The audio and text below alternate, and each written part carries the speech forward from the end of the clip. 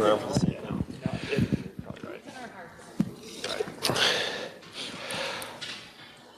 Okay, can I have a motion to approve the agenda for the February 11th, 2025 Board of Education Budget Workshop as presented? So moved by Laura. Seconded. Second by Mary. All in favor? Aye. Opposed? It passes. We're into our budget workshop. I think Tom just has got a couple quick words. Sure. Good evening, everybody. Thanks for joining us. You're here to be able to observe and watch the Board of Education work as we go through our budget workshop. We've got a presentation for you from Christine Youngberg, who is our business official. I wanted to share with you a couple of things that we've been doing a little bit differently this year with regard to the budget. For one, over the course of this school year, we've been issuing monthly financial reports for the board to review. We began our budget presentations a little bit earlier. We started those in January, and today continues that. We have increased the time for these budget workshops, so that'll run from 6, and our regular meeting doesn't start till 7. Normally, that would have started at 6:30, so there will be plenty of time for questions as they come up during the presentation itself. There's a good amount of training with regard to onboarding for new members, questions from within the board. There's onboarding training that involve financials to our new members of the board, and there's been certainly time for dialogue and with regard to talking with our building leaders and department heads about the budget itself. So with that, I know Christine's been working awfully hard at this, so Christine, thank you for the work that you've done in putting this this first presentation on the board together, and you can take it away from here. Thank you. Okay, thanks.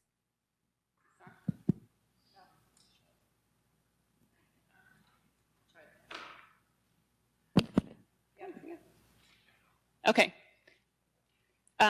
So today we're going to go through the February budget presentation. First, we'll talk about the executive budget proposal from the governor that was issued the third week of January.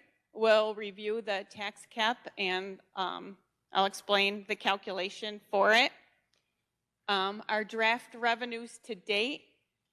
There's a lot of work yet to be done on expenses, but we'll go through what we do know and what we're still working on, and then what you can expect to see at the March budget presentation. Okay, so here is the January executive budget proposal as per the January state aid runs from the governor. The first aid category is foundation aid, and we'll be getting $21,182,420. That is a dollar increase over this current year of $415,341. That's a 2% increase, which is the due minimum. So that is the minimum that any school district in New York State would get. And because we're not a high poverty, rural sparsity district, we're getting just the 2%. Transportation aid is the next category, $3,484,209. It's up $334,138, or 10.61% from this current year. And basically, in addition to the increase that we pay year to year to Fisher Bus, we get aid on the fuel too, and fuel costs have been rose from the prior year. Building aid, this is a big increase. $5,199,385 is the proposal, and this is actually, you won't see this on the state aid runs until after January. Our fiscal advisor gives us this because we issue our final cost report on the first phase of the capital project, and then that is due December 31st, but the state doesn't put it in their runs until much later, after they check everything. So that is a dollar increase of 1.668596, or 47.26%. Now that revenue will help offset our debt service expenses, our principal and interest payments that will be due on the capital project and the ban. So that service is going up 1.867, so they're covering 1.668 of that. The next category is our BOCES aid, $2,725,349. and that's up $262,814 or 10.67%. BOCES aid is given the year after you incur the expense, so it's the expenses we incurred this year, and then the aid is given the following year. Next category is public excess high costs, 578,504, which is an increase of 58,827 or 11.32%. So special education students who attend the district or a BOCES program that exceed a certain dollar threshold, we, what they call, stack them, and then we get extra aid because they have services and things, cost more. So the private excess cost aid is the next category, 759,017. That's actually a decrease of 18,371 or 2.36%. These are special ed students who attend a private school or a special school. Same thing, they exceed this certain threshold amount. So we had fewer students in that category than the previous year. Our software library textbook aid, $270,928, it's down $2,022 or 0.74%. And those aid categories are a flat dollar amount given by the state based on enrollment. So there's a slight decrease in enrollment, so there's a slight decrease in that aid. And then the last category is hardware technology aid, $52,455 or a decrease of $948. Just like the aid categories above it, it's a flat dollar amount based on student enrollment. So that percent difference is a negative 1.78%. So year over year, we're getting $2,718,375 more from the state than this current year budget. But again, most of that is building aid and transportation aid. If you take out building aid, it's a difference of $1,049,779 or 3.75%. Are there any questions on the January governor's proposal? I have a couple. The foundation aid is not necessarily a hard number yet, correct? Because that's part of the There will be proposal, lobbying, and so that's not really necessarily the number, right? Right. Okay. In the building aid, just so we understand, why we're seeing that increase, that's usually because we've had projects come to completion that have gone through the approval process through SED, and the aid for those projects have started to flow, which usually, if I recall, is about an 18-month process, correct? So are these part of the most recent? Part of it. Okay. So we filed the final cost report for phase 1. Okay. So that's the only piece of Right. that 80 whatever $1 million project that's in there. Okay. Thanks. Any other questions? Well, sorry, did somebody else have one? So the building aid always confuses me. So we've filed for 20, so that payment is not strictly our CapEx in 23-24 school year, rather it's potentially from the 22-23 school year and 23-24. So building aid is based on all of your principal and interest payments on projects that are still being paid for. Right. So when you bond a project, you get aided for 15 years over the life of that project. Right. So it's right. Okay. So we're still getting aided on the 2016 project.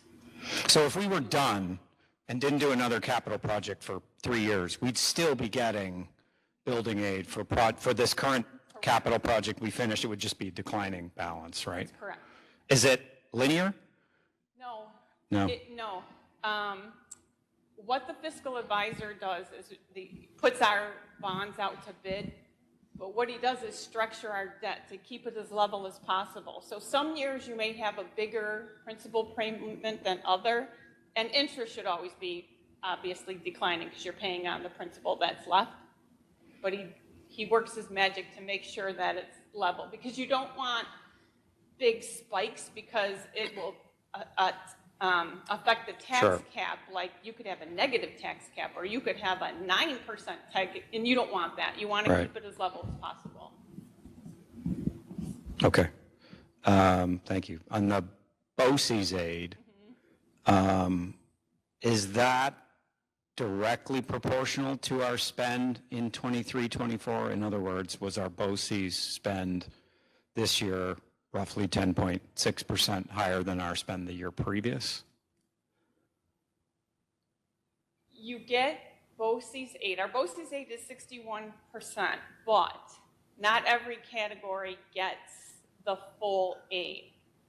BOCES salaries are capped at 30% for aid, or I'm sorry, at $30,000 for aid. So if you have, let's say, a BOCES classroom and you have a teacher and a teacher aide in that classroom that you're sending kids to, you only get, obviously they make more than $30,000, those two positions with their health insurance and TRS and ERS expenses, their pension expenses. But we're capped. That's the state law.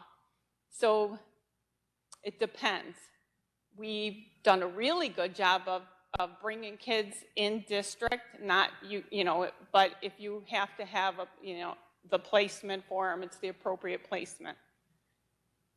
Some softwares, they go up every year, and sometimes they go up 2%, sometimes they go up 5%. It's a huge part of our budget. Our BOCES budget is over $7 million, so sometimes things they don't do anymore, sometimes they add new things. Yeah, I'm not at all trying to criticize our spend on BOCES. You'll see that in a resolution later. Yeah. I was more just trying to get to the, is the spend, it's more or less proportionate to the amount we use BOCES, right? If for some reason we decided we didn't we don't need BOCES for a major service, Yeah, I mean, I've never in any school district, this one included, that I've worked at, you never spend less than you spent the year before, that's for sure. Right, and in turn, our aid aid increases will go proportionately, up, yeah. loosely. I understand that's probably not dollar for dollar, but Right. yeah. Okay, I'm good. Sorry, Mary, if you want to, go ahead. How about now? Works. Just needed a second. A couple of questions. I also had a question about BOCES aid. I just want to make sure I understand what this is saying. It might actually be really similar to Cam's question, so this might be a clarification question. When you say BOCES aid, this is money that BOCES is getting for us to spend, or that we are getting from BOCES? No, this is Okay. all state aid. Right. So the state reimburses districts what you spend with BOCES. Okay. The year before. So Right. it's really not so much that Hamburg Central School District is getting the BOCES aid. It is BOCES 1 is getting this aid, and then we can spend it through them? No. Oh, I'm sorry. So can you say it one more time? Okay, so we spend over $7 million a year with BOCES, Great. okay? Every month, yep, every month. We send BOCES a check. Great.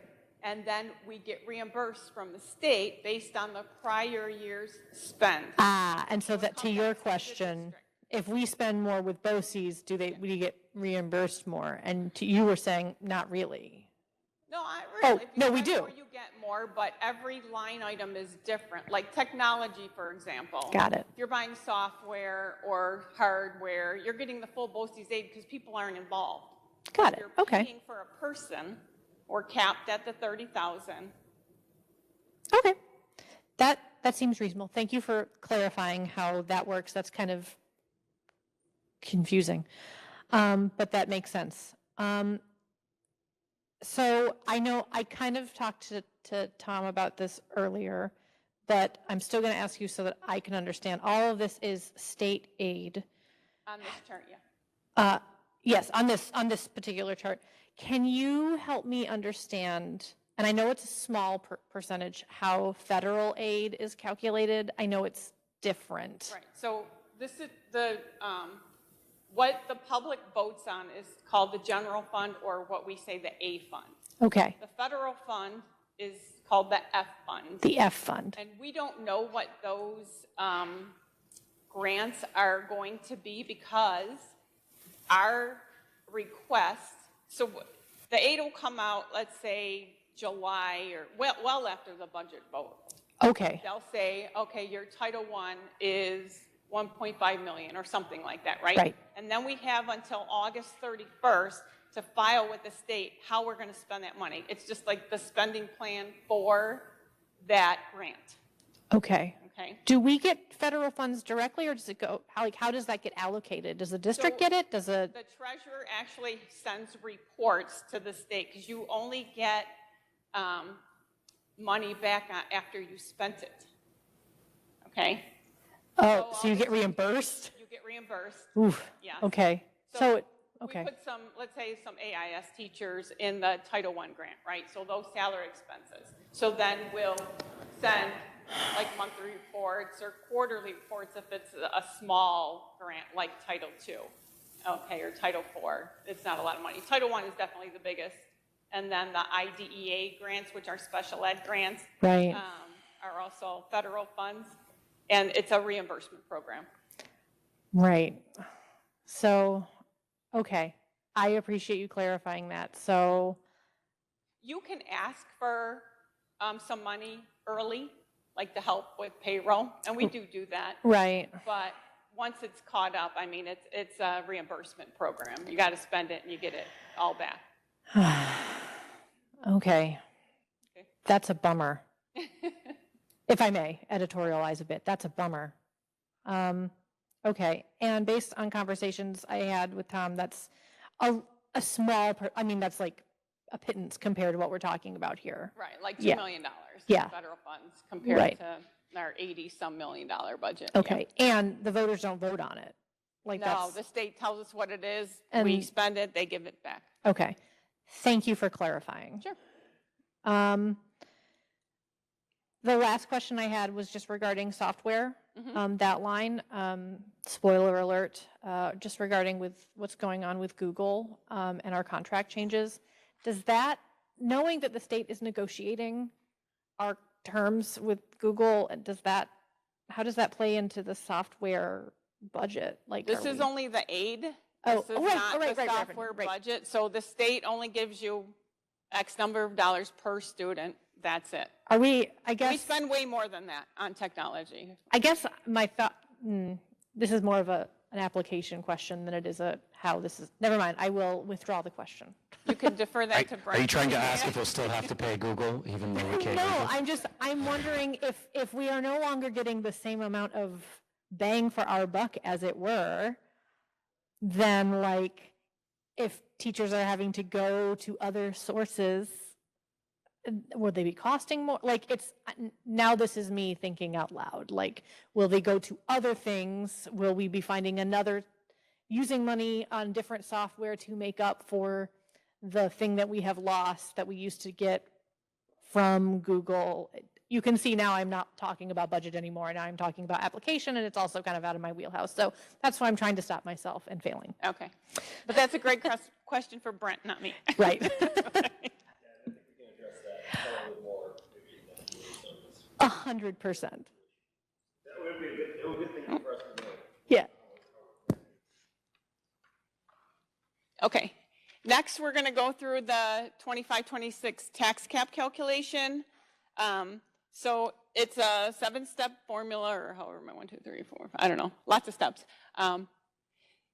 So you start with the tax levy from the current year, and then you multiply that by the tax-based growth factor. This 1.0040 is given to the district by the Department of Tax and Finance. And it's really like the growth in Hamburg. So they have that data, they give it to us, and that's what I have to put in actually it's already hard coded. I can't even change that number if I wanted to. And then you add the pilot's receivable for the current year. Those are payments in lieu of taxes. So those are companies that pay taxes that are not on the tax roll, right? They get a separate bill and they pay that bill. Minus the capital levy for the prior year, the bond and interest payments and all that. This is why it's important to keep your debt service level, because it's used in two parts of this calculation. Then you multiply that by the allowable growth factor, or CPI. So the tax cap law establishes a limit on the annual growth of property taxes levied by school districts to 2% or the rate of inflation, whichever is less. So inflation is more than 2%. Last time I looked, it was over 3.1. It changes all the time. They put out new stats every month. But obviously, we've been stuck at 2% for a number of years because inflation has been higher than that. So that is given to us by the Office of the State Controller. I can't change that number either. Okay? And then we subtract out the pilot's receivable for the upcoming year. We get this from the Hamburg IDA. They have the schedule of which companies are on pilots or payments in lieu of taxes. And then the tax levy limit before adjustments and exclusions is $41,758,560. Now we get into the exclusions. So it's not common to have the first three exclusions. Last year, there was an exclusion for the employees' retirement system because the increase was greater than 2%, but it's not greater than 2% for 25-26.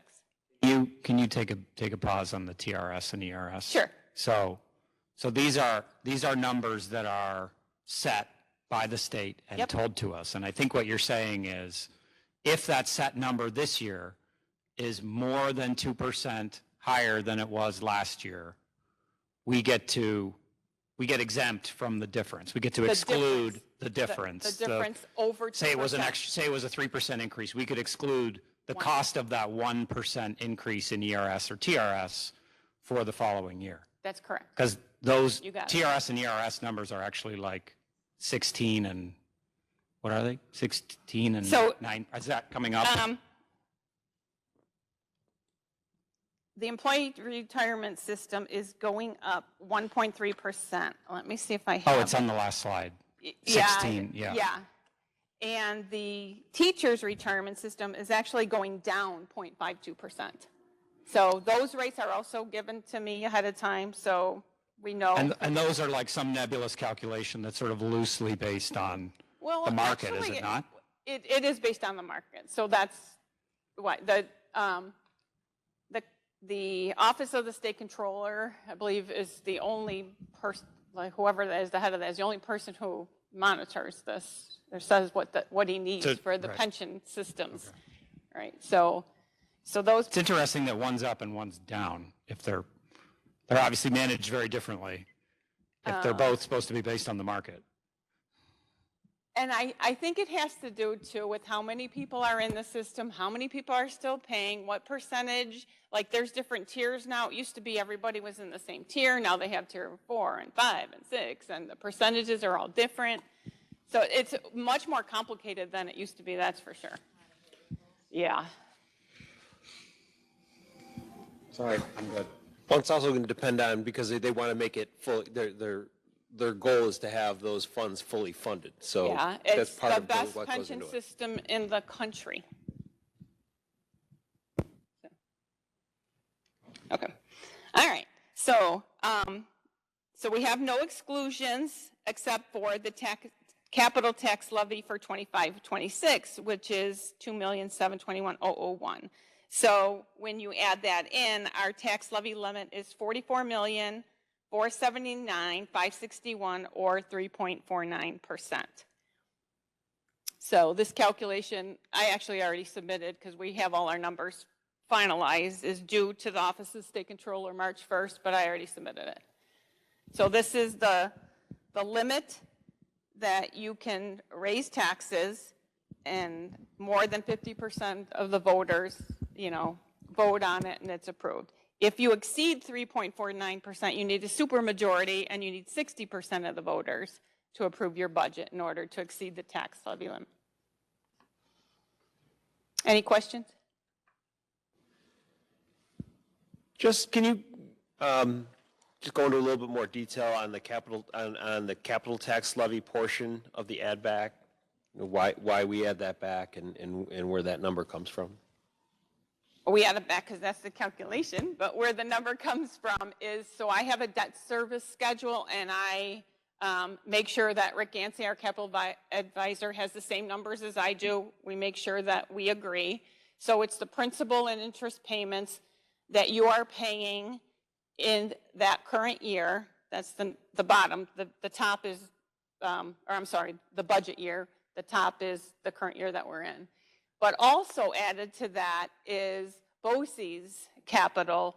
So BOCES school districts, the component districts vote on the BOCES budget, not the public, okay? So if BOCES does a capital project, the component districts in Erie 1 BOCES all get a piece of that.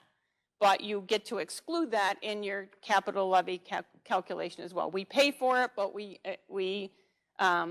it's in our BOCES bill in that $7.5 million, right? The expenses, but we get aid on it on the BOCES as well in the same year, which is nice.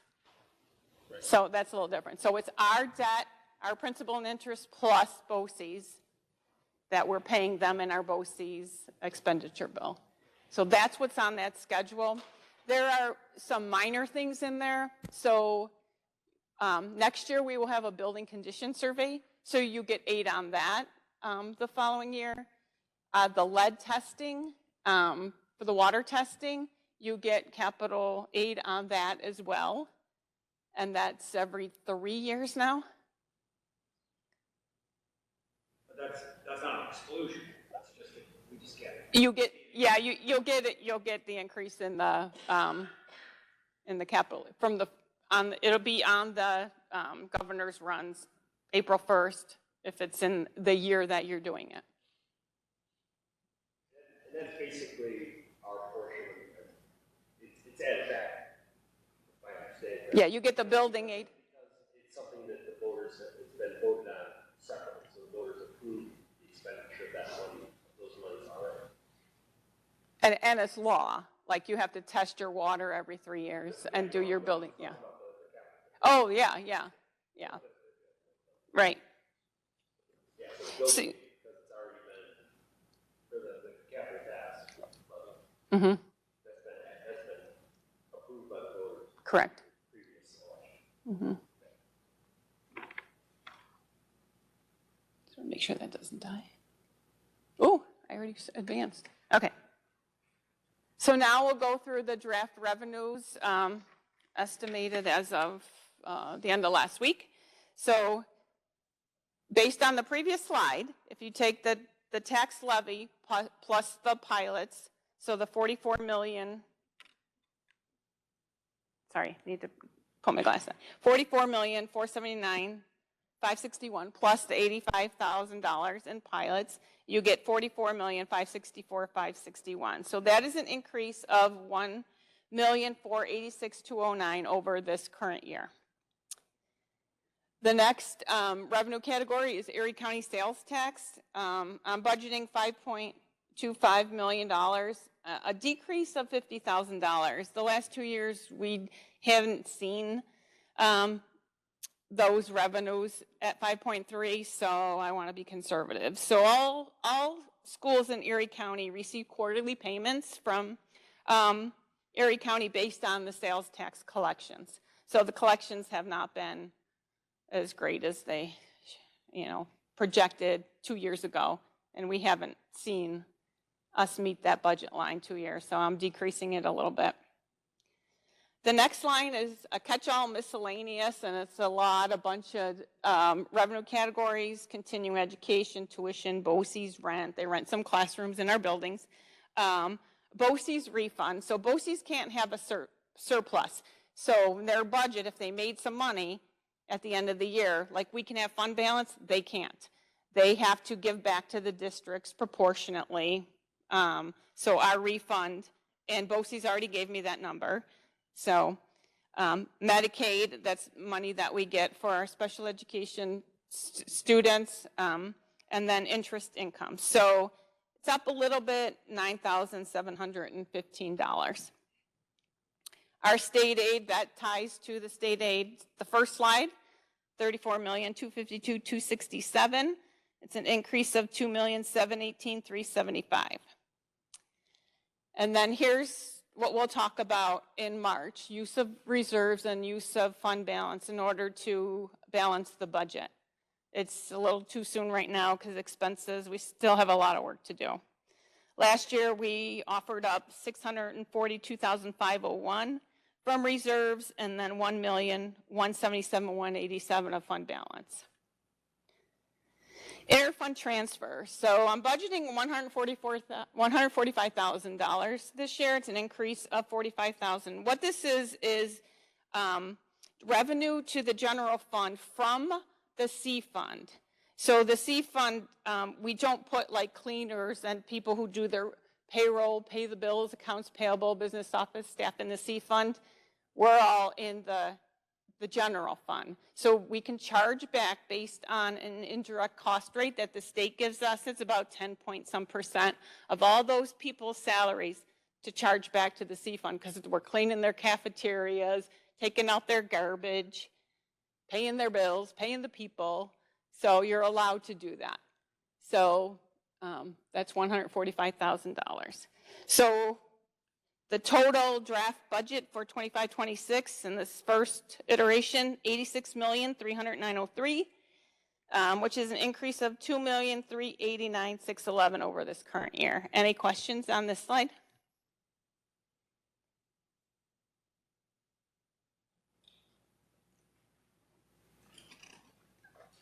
So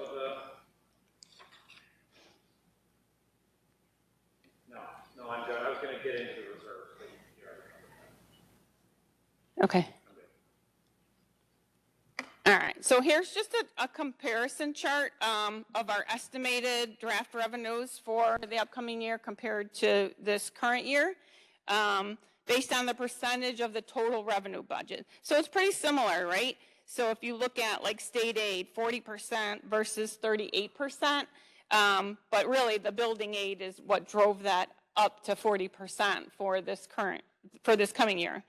Taxes and pilots are 52% of the estimated budget, where this current year it was 53% of the estimated budget. Everything is pretty much the same. Sales tax 6%, miscellaneous revenue 2% versus 3%, and that's 3% this current year only because the budget was smaller, right? The budget's going to be larger next year. And then interfund transfer, it's not even 1%, it's negligible. Any questions on the chart?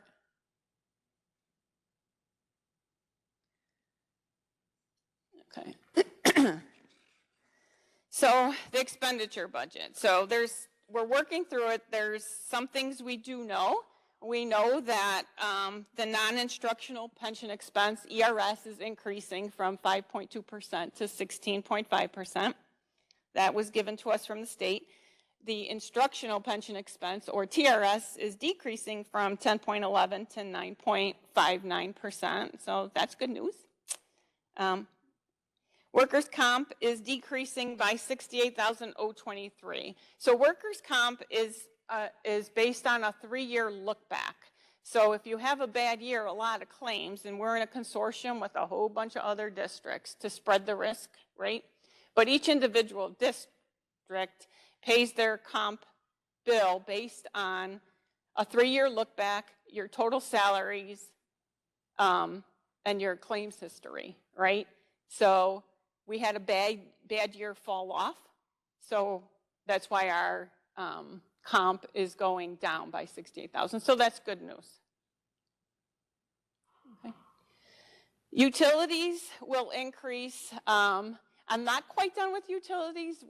This may change a little bit, but right now, $66,695 due to approved rate increases for both electric and gas. If you got your home gas and electric bill this month, you probably saw the increase. I know mine went up over $50 for gas, and I heat by wood. And electric, same, went up significantly. They've been asking for these rate increases for the past few years, and we knew this was coming, us business officials, because we talk about this at our BOCES meeting. There's nothing we can do about it. Hopefully, gas prices will go down and not up, so maybe we won't see this big increase. I don't see electric going down. Aren't we part of a consortium that fixes prices? So what you can do is you hedge, right?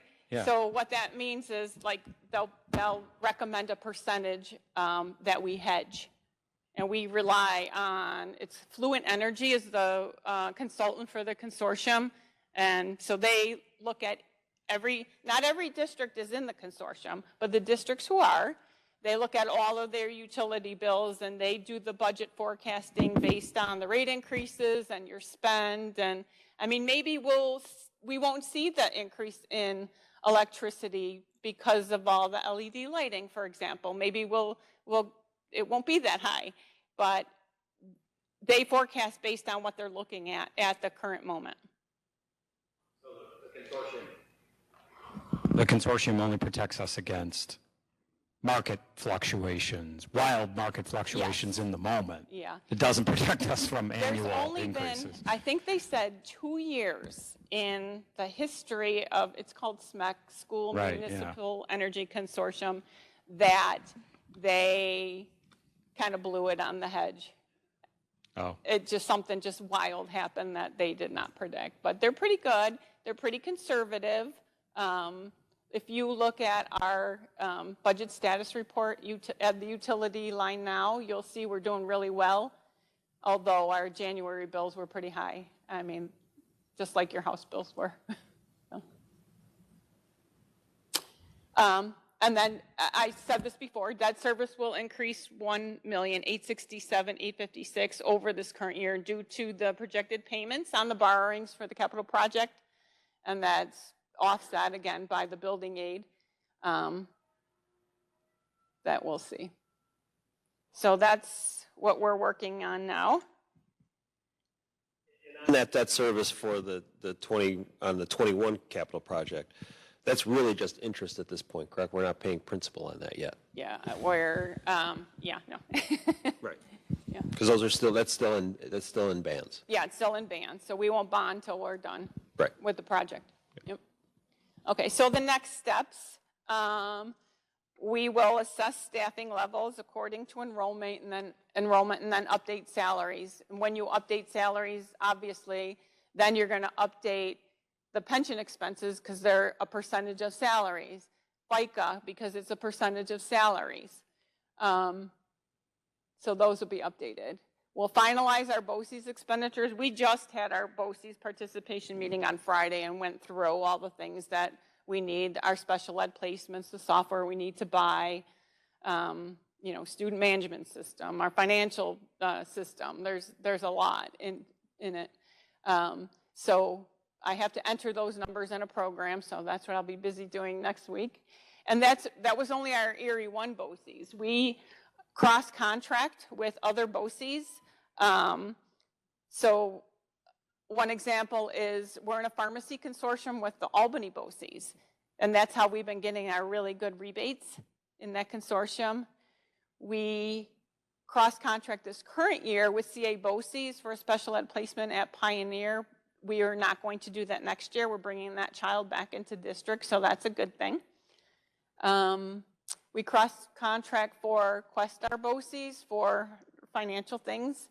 It's not a lot of money. It's like $3,800. I can't think of any others off the top of my head, but obviously Erie 1 is a big one, and then Erie 2, we do have some special ed students in Erie 2, like we have at Holland Elementary. So we'll be working on those numbers too. We will finalize our health insurance expense. My first meeting actually is next week with our new health insurance consultant to do our budget. We will finalize property and liability insurance expenses. I'm hearing that's going to be about a 9% increase. I just sent our, they ask the same questions every year. How many pools do you have? How many diving boards? How many students? How many vehicles? Every year, and you have to fill all that out, and then they'll calculate our premium based off of that. Plus, insurance is going up everywhere. Your car, homeowners, everything. So that's what they're telling me, 9%. Transportation expenditures, we haven't even started that yet. Transportation expense, their increase historically has always been what CPI is at May 1st, I think we get. So we kind of have to guess, but you know, you look at the April number and hope it doesn't change too much. So that's like one of the last things to be done is transportation. And then update the state aid revenues when the final runs are released April 1st. So maybe that 2% will be more, not sure. We'll see. We're hoping and praying.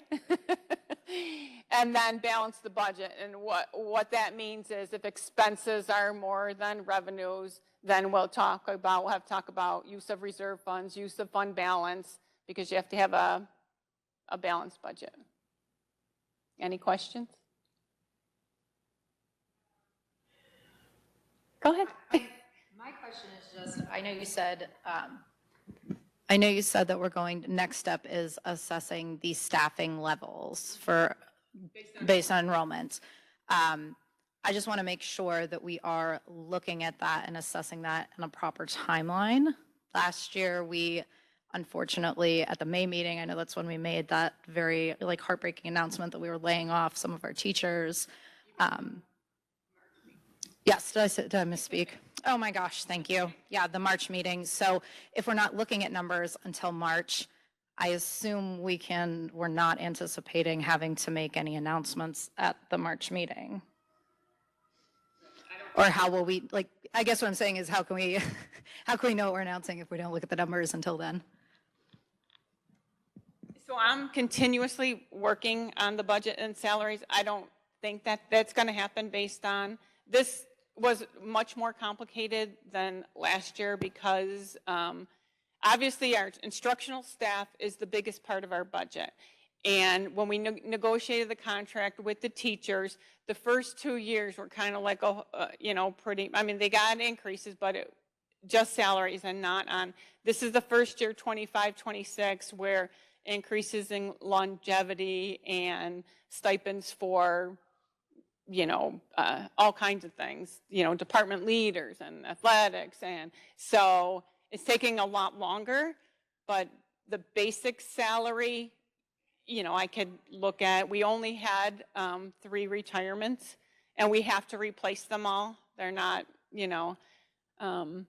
so I don't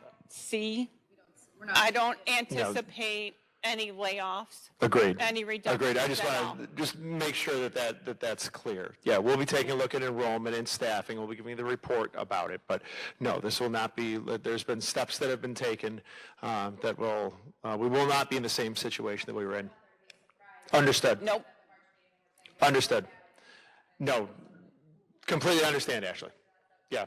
This is even though we're not reporting on that now, it's going to be a no surprise exercise for us for March. Anything else?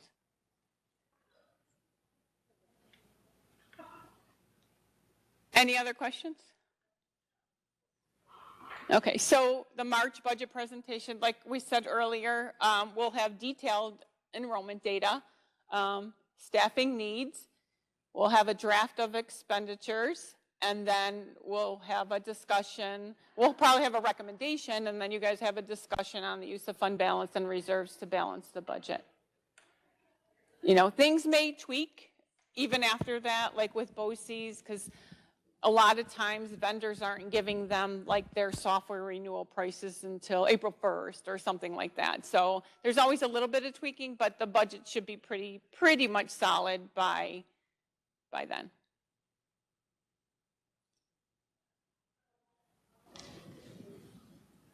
Okay, thank you. Just so we know the full timeline. So that's what we're going to do in March. April, we basically finalize and we vote on the budget. So to approve it onto incorporate the April state aid runs, right? Right. For April. I think aren't there 2 meetings in April? Yeah. Yeah. Because we have to approve the BOCES budget too. Right, because we have to approve the budget. I believe it's 30 days before the vote, correct? Yeah, I have it on that. Is it on there? We got a great PDF for you. Oh, is it the PDF in there? Oh. We just got it today. Okay. Just wanted to go over, make sure everybody understood kind of what the process, and then obviously in May, the third Tuesday in May, whatever that is, I think it is.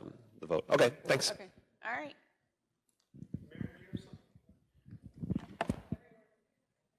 Being encouraged to ask a question that I don't quite have.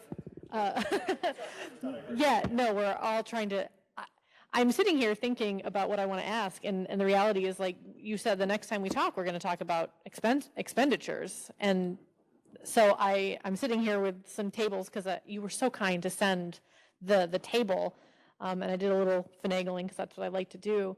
And I can't ask any more questions, because I don't know how we're going to spend it. And that is ultimately the essential other half of this equation. Absolutely.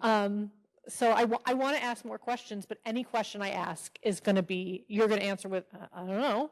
And it's valid, and I can't feel any other way about it. I mean, I have my anxieties about what's happening at the federal level. You don't know. Right. Nobody knows. And I have anxieties about staffing. You don't know. So it's, I mean, I can get into like the minutia of like, why are we spending less on this? Or why are we getting less on this or more on that? And all of it's a guess anyway. I mean, educated guess. Because it's a proposal, and it's all Well, subject. it's a budget, right? Yeah, it's a budget proposal based on information that you would like to happen and that you suspect might happen, and it could all go to hell anyway. Can I make it's not a question, it's am I thinking along this the right way? And you can tell me if I'm off or not. I was doing the calculations between the proposed difference between next year and this year, which I did calculate to get the same calculation of $2,389,611. So that's the difference. And that is about a little more than $1 million less than the difference of the previous 2 years. I know that doesn't make any sense. That's a hard number concept to follow. My point is that we are going to be spending, we're going to be asking, we're going to be getting more, that much more than last year, this year, in revenue, that much more, which is a little bit less than the previous year. We had to lay off a bunch of teachers to make budget. We aren't going to be able to make it up, it looks like. Does that sound right to you? What do you mean make it up? It would be so cool if we could make up enough money in aid that we could hire back a bunch of teachers. It doesn't look like that's going to happen. Yeah, I don't see, because of the 2% minimum. Well, not just because of enrollment, but just because we're not going to make it back. Like it's not like going to magically Yeah, happen. the idea that we would get enough aid back to hire back all the folks that would, and that would be, and that would be sort of like the, there would have been some poor planning to let everybody go and then be like, oh, that was a serious step, and we have wonderful people who we miss, but we feel like that there have been steps taken to not put us in that position again. But to be able to sit here and say like, no, we want to hire everybody, that's not where we're at. That's not what's happening. That's not where we're at. And like, we're going to be, because I'm breaking this all down, and like, we're getting more money in tax, like we would be getting more money in taxes. Like if I'm looking at this right, for sure. Not enough to make up for it. Not at all. And I'm not setting my feelings aside. The math ain't mathin' is what I'm saying. And so I'm just trying to set realistic expectations for what we will probably be walking into as a team. Yeah, we're not looking at March to be this great surprise of things. We're going to be letting people know about enrollment is, and we're going to be letting people know where we're at and what we're borrowing out of reserves. Like we want to be able to clarify that. Yeah. But when I say there's no surprise in terms of the March, we're not heading towards another situation, but that's because of a lot of the decisions that were already, like the painful decisions and the painful experiences that, the community went through, and honestly, like the the hard stuff with that was to be able to come here and be able to not have to do that sort of thing Right. again. Right. No, I guess that's what I'm clarifying is that, we're not anticipating anything terrible. We are also not anticipating something like, we saved the day. Like it is merely reality. Right, and it's all based, on the money that they give us from Albany, right? We at the legislative end of it, we're always asking for more BOCES aid, that the Save Harmless 1.004, the least amount they could possibly give us, that's what they gave us. So, legislatively, we're always asking more BOCES aid, and to change this formula, to give us more money. So, we want to build our reserves, and we want to, get more money from Albany, but it seems impossible. So that our problem is down in Albany. It's really not here, in my opinion. So yeah, it wasn't a question. It was more of a processing, and I wanted to see if anybody else was processing it similarly. I guess I would just, if I could, I would just like to add a request for the next meeting, given that we're going to be looking at staffing needs, and in light of what everyone's been talking about, that we did see some staffing changes, primarily at the secondary level. If when we look at the staffing, we could do, and believe me, I don't need to see the class sizes of the hundreds and hundreds of sections that we probably have at the middle and high school, but if we could have some sort of aggregate readout, perhaps, that with a narrative, I fully understand, right, that would help us understand maybe what changes we've observed at the secondary level and how that has impacted, if any way, positive or negative, the students there, in the vein of staffing needs, right? Right. No, understood. And that'll be Can part I- of what we present in March. Can I tag on one last thing if we're presenting some of the things we're hoping to get at the March meeting too? Hopefully, I think I'm directing this at you, Brent. Are you who does this for us? Oh, you all work on it. All right. Well, then direct it to everybody. Will we be able to get a breakdown on those guidelines of what we like our class sizes to generally look like for our grade bands, like in that K-2 or K-3, and then the... Yeah, I'm just making sure we'll get those because I was having a hard time tracking them down. Just looking at, the numbers, what each grade level is looking at, like echoing what Cam said, like what is our K 1, 2, 3, 4, 5 in our elementary school classrooms.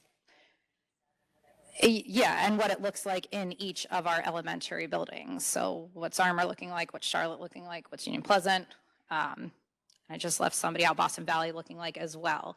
Are there any trends in enrollment in these buildings? Are there any bubble classes that we're looking at like across the district? Looking at our middle school and high school classes, like where are our biggest class sizes at? Like are there, rumors fly with how large or small these classes can be. Like are there actually any classes that are 30 plus students? Does that exist? I just am curious. I'm not in those buildings. I don't know. What subject areas are seeing those larger class sizes? So like, math at ELA, social studies would be whatever it is there. And I know last year I had asked if our TLC, like were we collecting data from there on what subjects our students visit for? And are we using that to like drive our decision-making for our staffing needs there? So those were just some things I was hoping to get answers to at the next meeting. Thank you.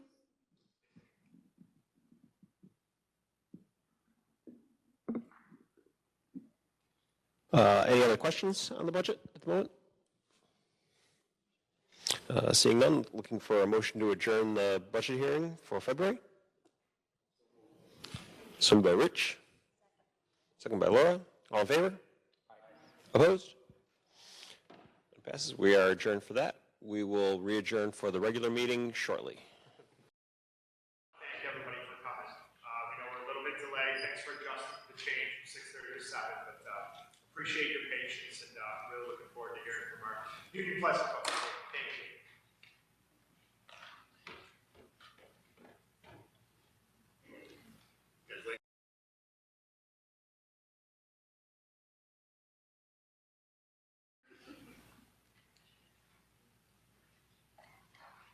Hey, let's call the meeting to order. We're going to start with the pledge again. I pledge allegiance to the flag of the United States of America and to the republic for which it stands, one nation, under God, indivisible, liberty and justice for all. I have a motion to approve the agenda for the February 11th, 2025 Board of Education meeting as presented. So moved, Dave. Second by Cam. All in favor? Aye. Opposed? Item passes. Moving right into our Union Pleasant building report.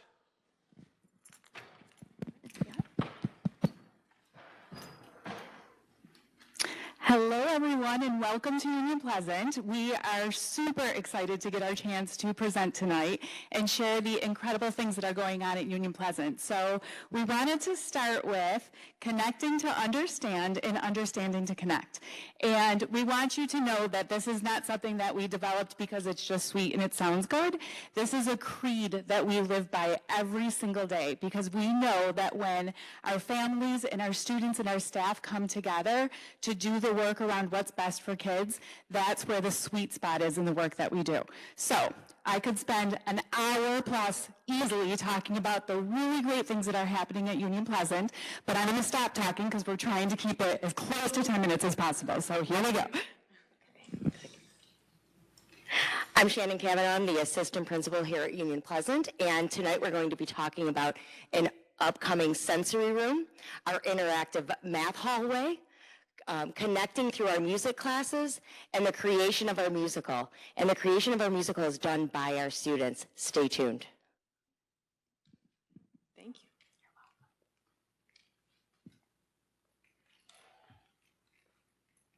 Sorry, there we go. Hi, I'm Marie Hennessy. I'm a speech pathologist at Union Pleasant, and we are thrilled tonight to be sharing with you a project that is a labor of love for us for some time. We are going to be building on the foundation of a sensory room that we have right now. We're going to be building on that, and this is a collaboration between our staff, our building administration, district administration, and PTSA has donated $13,000 to our school so that we can build on our sensory room. This started about 18 years ago. I tried to figure out when this began. We needed to create a space for some of our students that were having trouble managing a typical classroom environment as it was. So we started with just providing a quiet space for them that was safe and separate. We added some soft flooring, tunnels, and some other things, some toys. It was sort of like an indoor recess room. And then we got some PTSA grants and were able to add a sand table, some weighted blankets, and then eventually a swing and a crash pad. And now, as I said, that we are going to be really building on this with this PTSA grant that we've been given. So I'm going to pass it to Bree to tell you a little more. Okay, my name is Brianna Behringer. I am one of the special class teachers here at Union Pleasant, and this is just a slide showing all of the different ways our new sensory room is going to reach all of our learners at Union Pleasant, not just necessarily those who may have some sensory processing needs. It's really going to reach any child in any grade, and our goal is to really help the students further their emotional regulation skills, their self-management skills, and really further their support with any anxiety they may be going through, whether it's just a test that day or maybe it's something that happens more frequently. And through that, we'll see the mental health of the students improve and increase, and also the academic performance and successes as well. I get to share the fun slide. I'm Amanda Esther. I'm a third grade teacher here at Union Pleasant. As you can see, what we like to do in our classrooms here is not do a one-size-fits-all approach, so that's the goal of our sensory room too. We're hoping, you could see the ocean type visuals over there, to provide a calming, really just low stimulation sensory space for students. We have the pressure for students that need more sensory input. That's a physical or tactile need. And then you could just tell, just look at the picture of that boy in the chair, just that time to decompress. Like Marie said, this has been a real labor of love and a vision come to life, and we're really excited to invite you all back to come see it once it's actually completed, once it's in its space, and we appreciate the time. And I think I stuck to my time. I'm going to pass it to April to talk about our math hallway. right now it's located, let me take this. I don't really need the mic, but I can use it. It's in a smaller space. We kind of work with what we got here. So right now it's just in a space off of the gymnasium, away from different hallways and stuff like that. Our goal is to create like a permanent classroom space. We're hoping now that we have this new technology and equipment that will actually be able to solidify a solid space where it's accessible to all students, because like Bree said, it's not just going to be for students with special needs. We're hoping it can reach all gen ed students, all grade levels, and just be accessible for all students. So right now, it's near our gymnasium in the Pleasant Avenue side of the school. So feel free to check it out now if you want to see the before, because I think the after is going to be a lot better, and I'm really excited. And this is April. Thank you. And I'm here to talk about the math hallway. And this is something that will be painted right above us here on the second floor on this Union side. And over the past couple of years, part of our building plan is to focus on improving students' speed and accuracy with basic math facts. This skill is crucial for building a strong foundation in mathematics, as it helps students tackle more complex equations and computations as they progress. And here's a sketch again. Thanks to the funding of our PTSA, Union Pleasant will soon have this math hallway. This space will have equations and various types of number groupings along the wall, and then the floor will give students a chance to use a hopscotch, a number line, and fractions to practice those math skills. And this space was planned with the help of our AAS math teachers with all their expertise, because they, of course, know the program better than an art teacher would. And so that all of our K through 5 students will benefit from this hallway. And of course, we'd love to have you all come and see that once it's all painted upstairs too. And now on to our orchestra. Hi, my name is Deborah Vertosky. I teach band, and band is a group comprised of students from many different classes that come together to make music, but also to strengthen ties with the community and their classmates. At a time when digital media use is high, playing a musical instrument offers a constructive and creative outlet. Band is fun. It's also very challenging. Did you know that there's a part of the brain that gets stimulated when we do challenging things? And it helps us to take on even more challenges. And the great thing about this is when you play a musical instrument, it stimulates that part of the brain and it grows, and it enables us to face challenges in music, but also outside of music. So there are musical rewards and there are rewards that take place in the classroom, such as hard spelling words, math problems. Our band kids can approach these difficulties thanks to the challenges they face in music. And Mrs. Dellinger was talking about connections. As you know, our students perform concerts in the wintertime and the spring. It's a great way to showcase their talent and hard work, but it is also a way to connect with the community. Our students at Union Pleasant love to put on performances. They do so at the beginning of the school day, and these are informal performances, kind of in between concert time. So throughout the school year, they put on little performances. In the fall, we love to play marching band type music like Let's Go Band, the Hey Song, and Seven Nation Army. If you've been to a Bills game or have watched the Bills game, you know Seven Nation Army. Our kids love to play that song, and yes, they're developing important musical skills. But in addition to that, they're also forming these great bonds with the other students.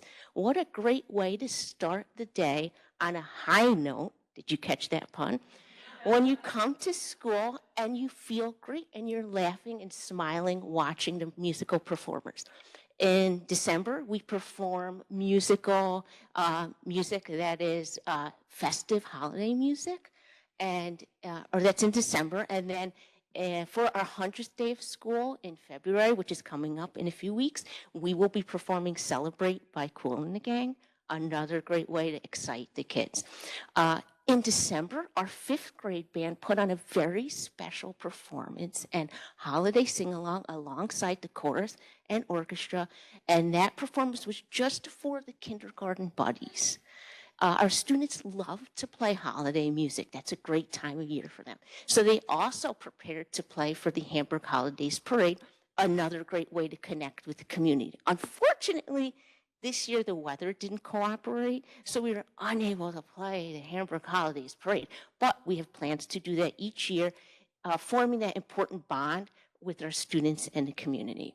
Our students love doing patriotic music year-round, and they are working diligently to prepare their patriotic music to play on the morning announcements at school. They're preparing those same patriotic songs to play at Union Pleasant's Memorial Day observance in May. And our students are working on music to play during band independently. During band time, we have independent solo time where students can select music of their own choosing to play for the group, helping them to develop independence and helping their classmates to develop listening skills and patience and support. Our students just love performing on so many different levels. When you think about playing an instrument, sometimes we think about skill development individualized, and that is true. But there's also the social component that's so important these days.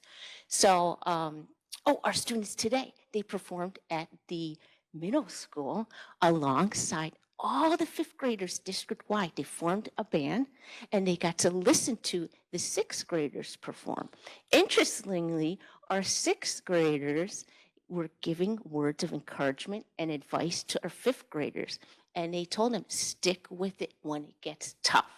That's that part of their brain working that they know it gets tough, but if you stick with it, there are rewards. And what a great lesson in music, but in life. So I'd like to thank you all for your support. This is a supportive community for music. And as you know, we have more musicians coming up. So thank you for your time.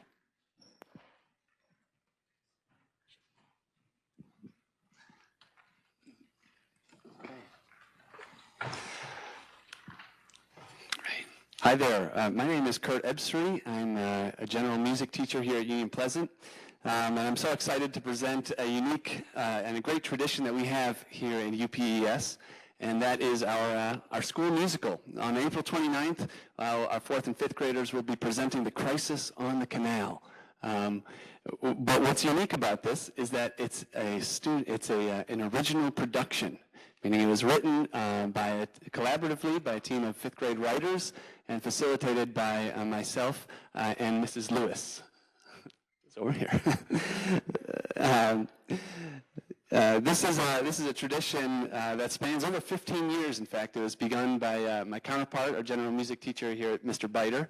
We were just talking today that the very first one was an adaptation of Cheryl Silverstein's poems into a musical. And these days, Mrs. Lewis and I are thrilled to be able to carry on that tradition. The most common question that we get asked is just how do you go about doing that? Where do you begin in writing a musical? And the answer is having a dedicated group of students who are equipped with a sense of teamwork and, most importantly, a can-do attitude. Our writing process begins back in September when we put out a call for writing samples from any fifth grader who is interested in being on the writing team. From there, we choose our writers, and this year we have Charlie Kozlowski, Adriana DeChocho, Finley Eichler, Emma Duggan, Tessa Rice, and Kaylee Conrad. They're here to share a little more about the creative process. The first part of our writing process is brainstorming settings. We brainstorm settings by coming up with tons of ideas of where our musical could take place. We narrowed our ideas down by asking questions like, could we make this into a musical, and would this be able to be portrayed on a stage? Once we felt confident about 3 settings, we eliminated 2 by picking the one that we liked the best, the Erie Canal. The next step in our writing process was brainstorming characters we would see in certain settings.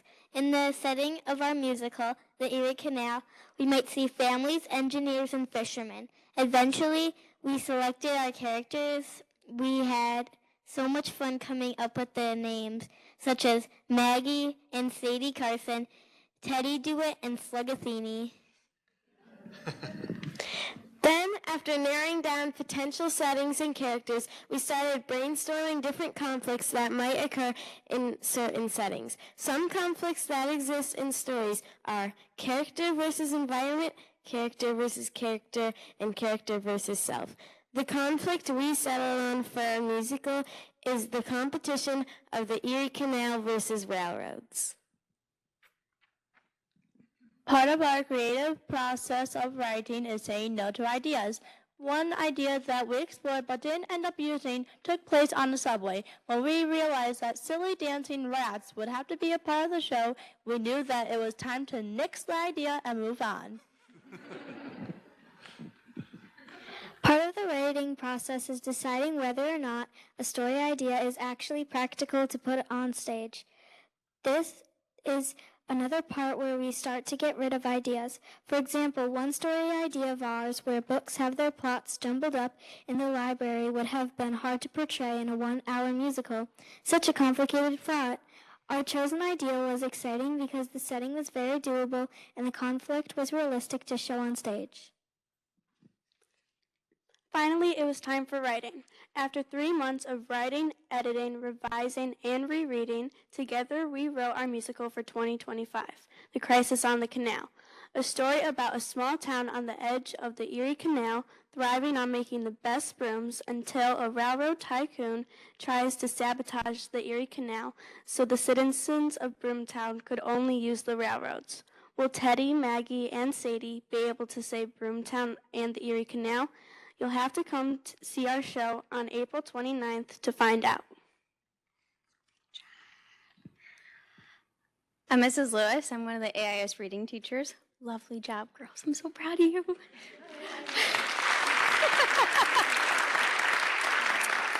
I have to do a little shout out. So making the script come to life is our next challenge that isn't possible without a dedicated team of students and teachers. Our students rehearsed for 4 months, learning original songs written by Mr. Ebsary and Mr. Biter, staging, acting, and dancing skills taught by Mrs. Machuba, one of our 3rd grade teachers, and myself. Our art club, led by Mrs. Hansmith, who we heard earlier, who's incredible, works very hard creating our set and our props.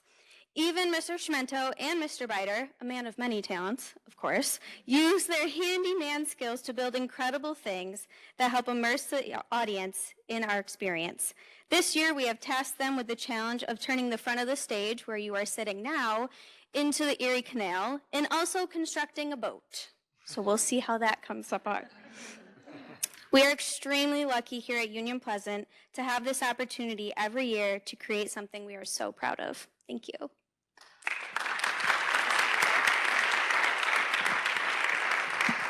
And that's the end. Thank you so much for sharing in our joy at Union Pleasant.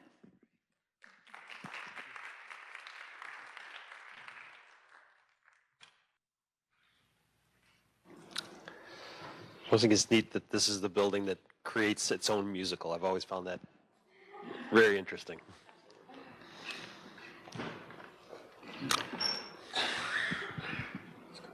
Well, they're shuffling along. Our next item is actually we do have a executive session topic.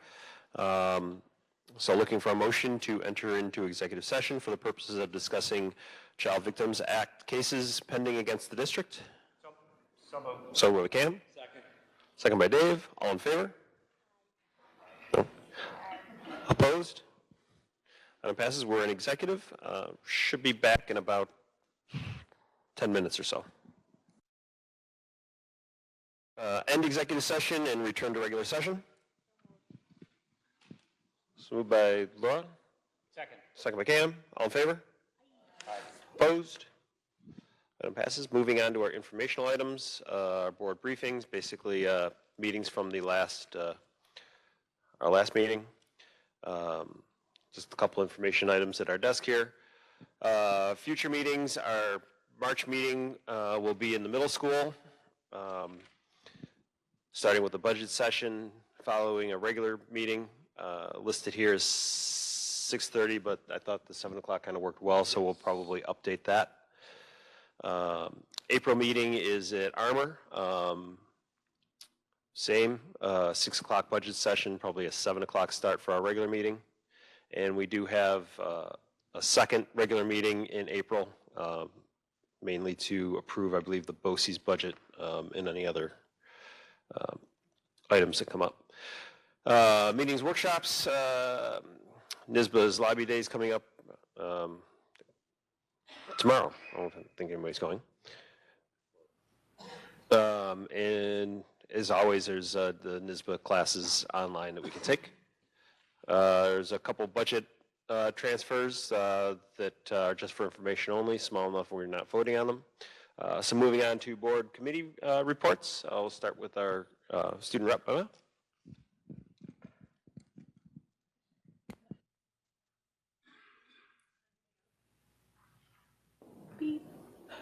It's gonna beep. No, you're good. Oh, all right. I thought she said it was gonna beep, but no. All right. All right. So we're planning our spring project, and that's like the main thing student government is doing right now. It's called Threaded Together, like the threads of clothes, and it's a free clothing store and family fun event that's taking place Saturday, March 29th at the high school, 10 a.m. to 3 p.m. We will be collecting new and gently used clothing the week prior, and we're working on getting donation bins in every school in the district. So like each elementary school, the middle school, the high school. I'm working on that. And then, so basically just keep an eye out for more information to come. It's like moving along pretty quickly. We have a lot to do, but it's exciting. So things will be publicized about the event on like Hamburg Student Government's Instagram page and like hopefully the high school's Instagram, maybe like our website and the district's Instagram page. So keep your eyes out, keep your eyes peeled. It's pretty exciting. That's all from me. Hi. My only update is from the, it's not transportation, technology. The technology committee, excellent technology committee meeting. Brent gave a very thorough update about what is happening with, what? Oh, sorry. What's going to be happening with the Google contracts, which I know you're going to be talking about more, right? A little bit of the report. Yep. So I won't give too many details about it. Superintendent's going to talk more about it. The only thing I would want to say about it, from my experience, was just you gave a really, really thorough report, like why it's happening, and how Pat Worley is going to be, and all of the other, how the students or how the faculty are going to be mitigating the effects of now that the students aren't necessarily going to have access the same way that they did before, like how it's going to be, how the teachers are going to be able to adjust to that. And that just makes me really happy that like you're adjusting. Wonderful. But also that a lot of these things are happening to protect our students.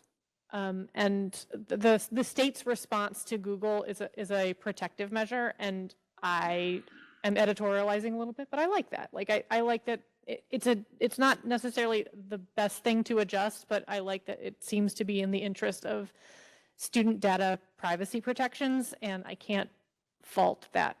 So, students first. So when you hear more about that, keep that context in mind, that a little bit of inconvenience is for the protection of our students and their safety. So keep that in mind. I attended the Erie County Association of School Board legislative meeting on January 23rd. It was very well attended.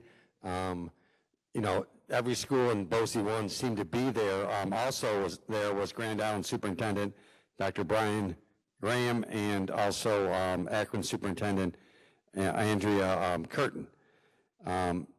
Jane Sullivan and our committee met with 7 state legislators: Bologna, Burke, Galvin, Ryan, McMahon, Rivera, and Conrad. As we talked about foundation aid, the tax cap, increasing BOCES aid. They just want to know about one thing: cell phones, the cell phone ban. No matter what our committee could do, they kept on turning back to the cell phone issue. I'm not going to go over the entire thing. I'll save it for our discussion on cell phones. But they really seem frustrated that our legislators, that's all they cared about was, you know, the cell phone ban that was being put up there. If you ask me, I think it's a distraction. So we stop asking about tax cap and BOCES aid and foundations aid and that formula that we all read the Rockefeller Institute report, and, you know, we know that, you know, that has to be changed. So I won't go over the different points that we discussed. The meeting was an hour and a half. For an hour of it, we discussed cell phones. So I'll save that for the cell phone discussion here. But yeah, the Capitol Conference and their trip to Albany is tomorrow, February 12th, so they're already on their way. They're already there. And their wrap-up legislative dinner is May 22nd. And something interesting is DiPietro, David DiPietro, pretty much refuses to speak to our legislative committee. And he represents a good part of this district. So, you know, that's a little alarming. So we, you know, maybe, you know, we should all get an email out to him and see why he doesn't want to talk to our legislative committee. So they, you know, they talked about Bill Track 50, where we watch different bills that affect education. But then again, the whole meeting was cell phones. So I'll save that for our discussion. And that's all I got. Great. Oh, you good on yours, Tom? All right.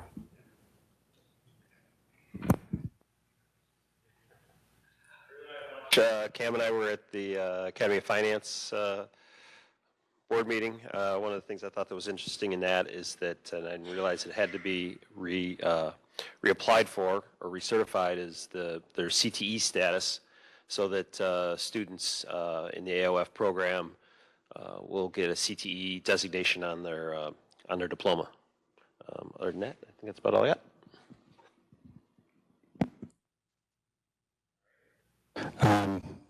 Yeah, related to the Finance Academy, I was going to mention that as well. So they run an annual fundraiser in May. So that's what the Finance Academy's primary contribution, in addition to the mentorship, is the scholarship that they offer through the funded primarily through the board. So that's something we'll be talking a little bit more about as that approaches. I'll let Ashley cover the building visit. Finance Committee, so Tom mentioned we met, and I think, you know, what we're seeing tonight is a result of some of those changes we discussed in the Finance Committee. So we talked about, you know, some changes to the timing. You know, we've allowed a little bit longer to discuss these sessions. I think we've generally sort of slowed the process, really creating some additional educational materials around that, and, you know, trying to improve the oversight, you know, again, I think demonstrated by the additional reports that we get from Christine each month. So I think that's a positive development. I thank my colleagues on the Finance Committee for that. We've also, the IDA, which I'm also the board representative on the IDA. We have our reorganization meeting tomorrow, where I anticipate I'll be staying on as the secretary of that board. So I'm also a part of the executive committee on the IDA and the Land Development Corporation. So just to let the board know that I hope to continue that. And then, you know, just been at a number of different school events over the last month. Mentioned the Finance Academy. They had a number of things going on. Went to some basketball games. Went to a bowling event, which was a riot. The senior game at the Nike base. The hockey game, Frontier versus Hamburg, was awesome. The middle school musical. I didn't get to stay for the whole thing. My kids weren't in it this year, but I did get a thank you as I sat down here for our donation. We did sponsor that event, the entire board did, so wanted to relay that. Thank you to the board.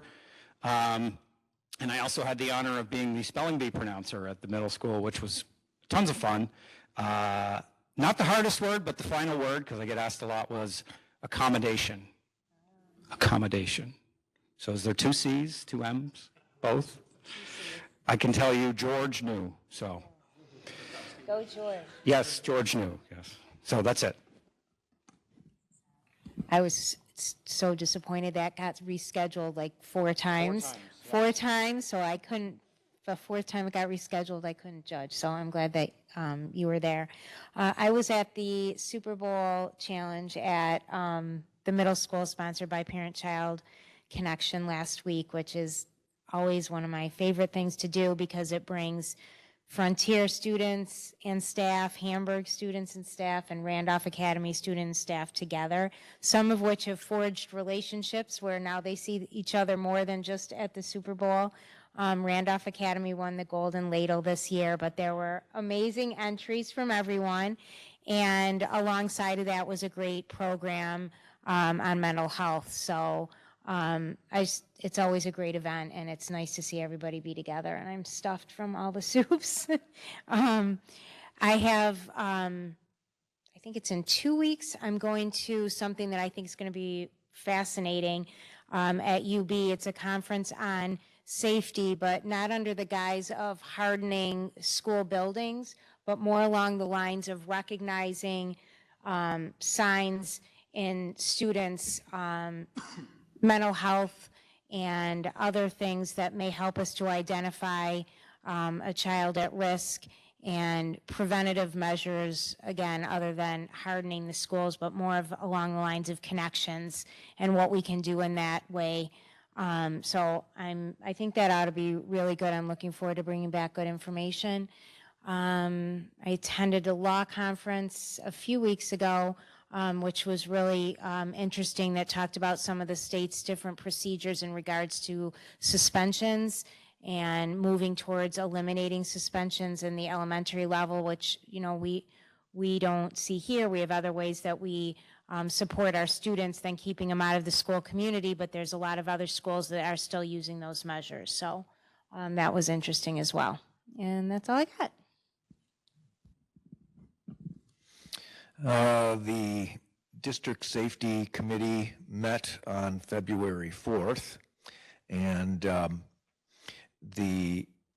we have such great community partners around us within this area, the police and fire and all of those folks. I mean, they continuously get together and try to figure out how to keep Hamburg kids and staff as safe as they possibly can. So I'm always so impressed with those people.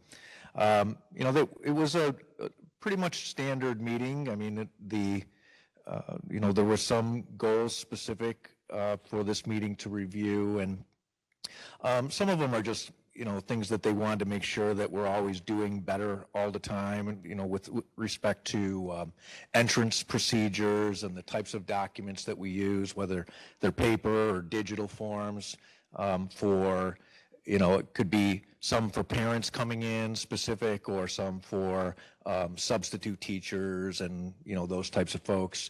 You know, that the NICED really wanted to emphasize the fact that we communicate very well to our community with respect to drills and emergency responses and that type of thing. And, you know, I think I've said this a number of times, but it's been reiterated over and over again by Chief Fitzgerald. But, you know, the Hamburg School District is so far ahead with respect to safety compared to other school districts. I mean, you know, some of the conversation that we have in these meetings, I mean, I'm so shocked, really, because to me it just seems like you know, things that should be done, and yet, you know, Chief Fitzgerald's, you know, constantly says that, you know, you'd be surprised how many districts are so far behind what we do. We just take it as, you know, everyday things that happen here, and it's no big deal, but in fact, you know, we are pretty far ahead, and we do a great job. So some updates, and you know, the camera system is still being implemented and installed. I think you know, we're at the middle school right now, and they're about 3/4 of the way complete installing those cameras, and then the next school up for the installation of the cameras would be Charlotte, and I think the goal is to make sure that, you know, we have all the cameras installed in every school building by this time next year, you know, to have it all done. You know, so like a soft time limit there. But so, other than that, we're still talking about drills and making sure that we're performing all the drills according to, what the state requires, and, very specific things, making sure that the announcement of those drills go out to the staff and the parents so that everybody is informed. And fire inspections are coming. We have to do all these things. This is all behind the curtains type of work that the average parent probably knows goes on, but doesn't really pay too much attention to because they know we're here making sure that it gets done, and it is. So annual fire inspections taking place. Our district safety plan, the state with NYSID and the school districts, they talk a lot about terminology and what are we going to call this problem, or how do we identify it, like, shelter in place and those types of things. And they're still working through, the details on that. So, so no changes but there's some coming. And really, and there was some talk too about, and it makes sense, when we talk about drills, I know we drill for the kids and the staff during the day, right? But what about, our building operates in the evenings for adult ed and that type of thing. There was some conversation about actually having some type of a drill for the individuals that are in the buildings in the evening, So, so I thought that was a great conversation, great idea, and make sure that those talks continue. So, other than that, the safety plan will be presented to the board by Chief Fitzgerald in June. And that is all I have.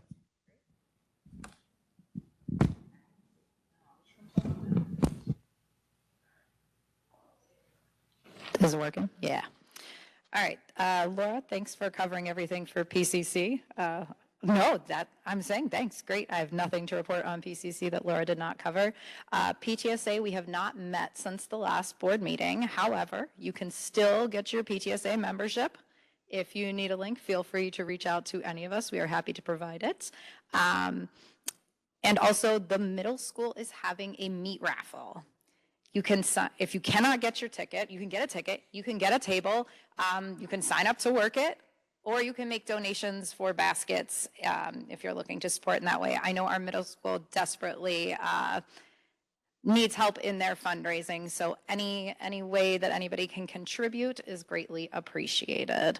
And I will be sending out an email with a QR code following the meeting with all that information. And for our building visitation committee, I don't want to pull everybody right now. Originally, I thought that was a great idea. Now I'm reflecting on that. We had 2 potential dates in March. We were looking at March 7th or 28th, and we were just looking for a quick, what's your best time of day?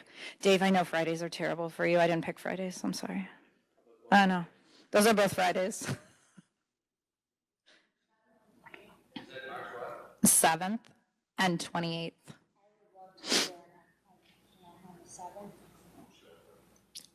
All right, so maybe the 28th.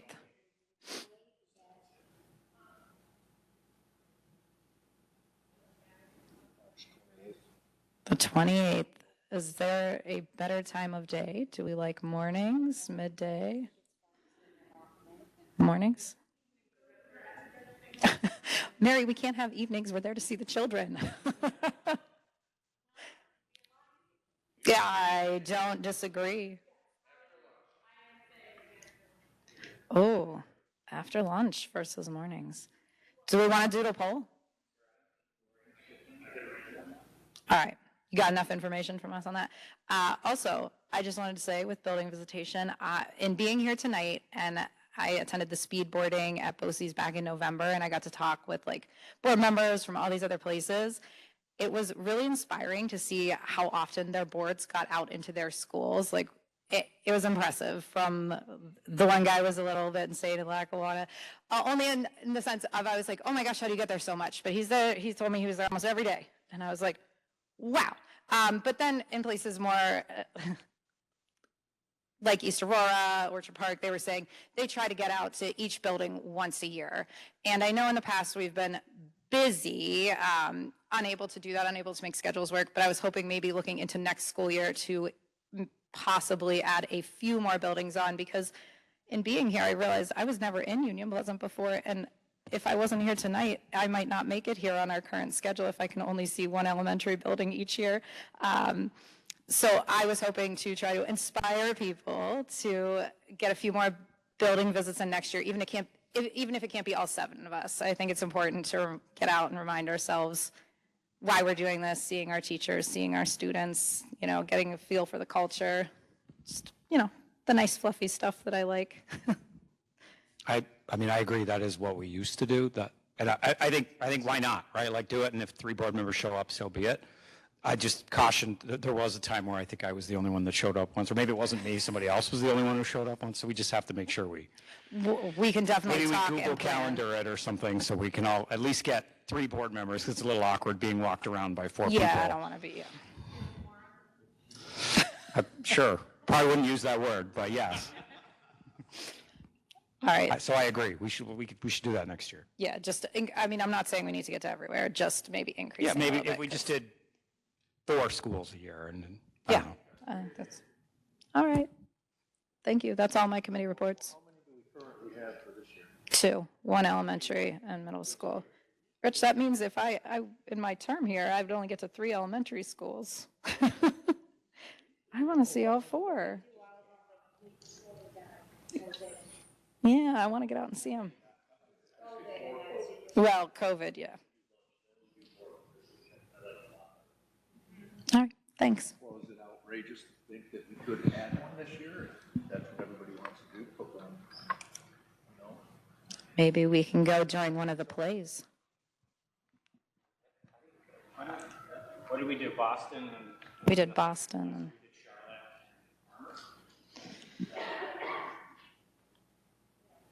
What did we do? We probably do Union Pleasant. Can we go to field day? I mean, I feel like that's at the end of year. Not if it's the same day as Charlotte Field Day, because I'll be there. But I'll stop by if I'm allowed. All right. I don't want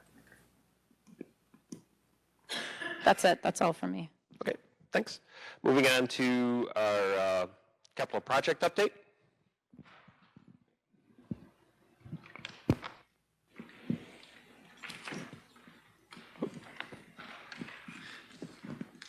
Thank you, Brent.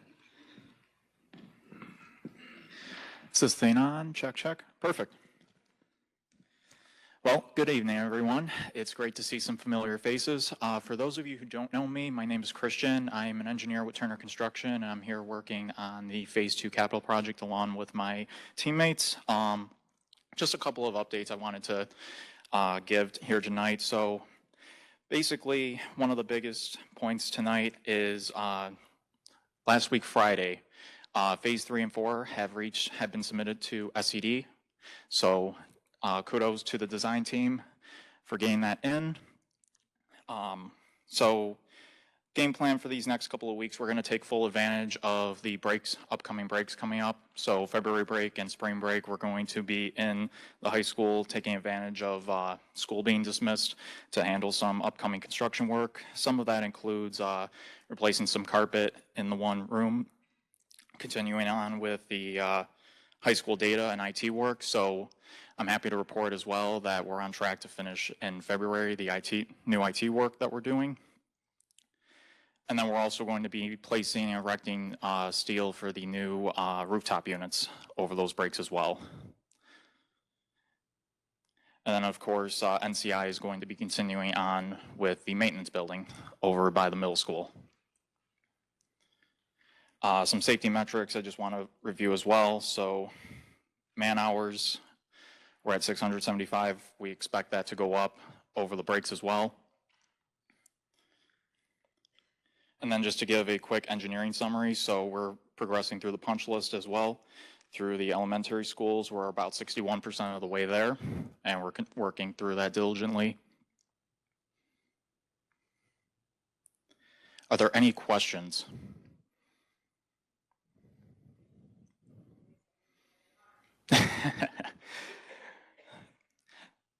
You'll see a lot more done once the breaks hit, but that's essentially the highlights over since the last board report.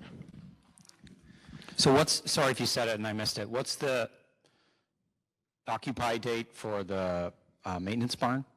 So over on the schedule milestones, we're projecting that we will be finished with the maintenance barn by the end of February. That is what we are. And that means it's useful. We're moving it, we're in. Yes. Yeah, okay. So that's the current game plan, or what we're projecting going for. Is there any other questions? No. So I'd like to direct your attention to the PowerPoint slide. So that's where we're at with the maintenance barn in the top left. That is NCI staging their equipment and getting their vehicles and temporary construction fence in place. Over on the right, we poured the footers, and they also placed the new rebar for the stem walls of the foundations. On the bottom left there, you've got the foundation forms in place for the concrete, and then on the bottom right, that is the footers and the new stem walls for the foundations complete and poured. So those forms are now off, and now we are just waiting for the concrete breaks to come back to confirm that they've reached strength, and then they will start backfilling that. So in the next couple of weeks, you're going to start to see the steel go up, and then you're going to see the steel go up, and they're going to start, you'll physically see the barn starting to be put in place. So then moving on to the next slide. So this is top left there. You see the trim work over in the Charlotte music room, excuse me. So that is the wood trim that you see there, that perimeter wood now in place. Top right, you've got Union Pleasant's capital outlay project. That is one of the rooms fully complete with the new ceiling. The bottom left and right photos are of the Charlotte art room storage, new ceiling, as well as the cabinetry, shelving.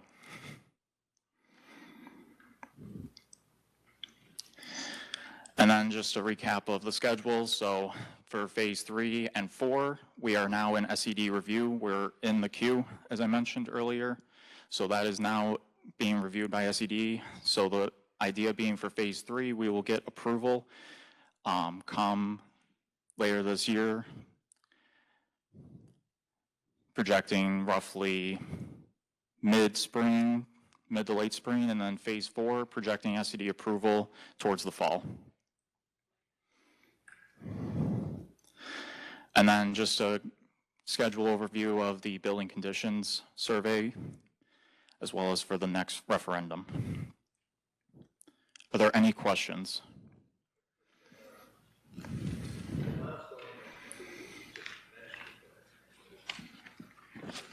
But the maintenance barn completion date is February 28th of this year?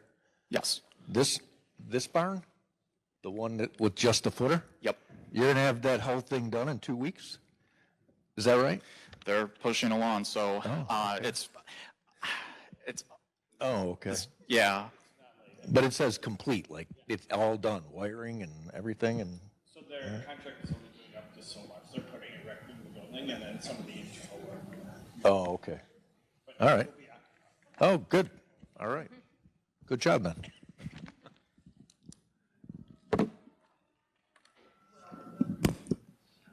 Thank you, everyone.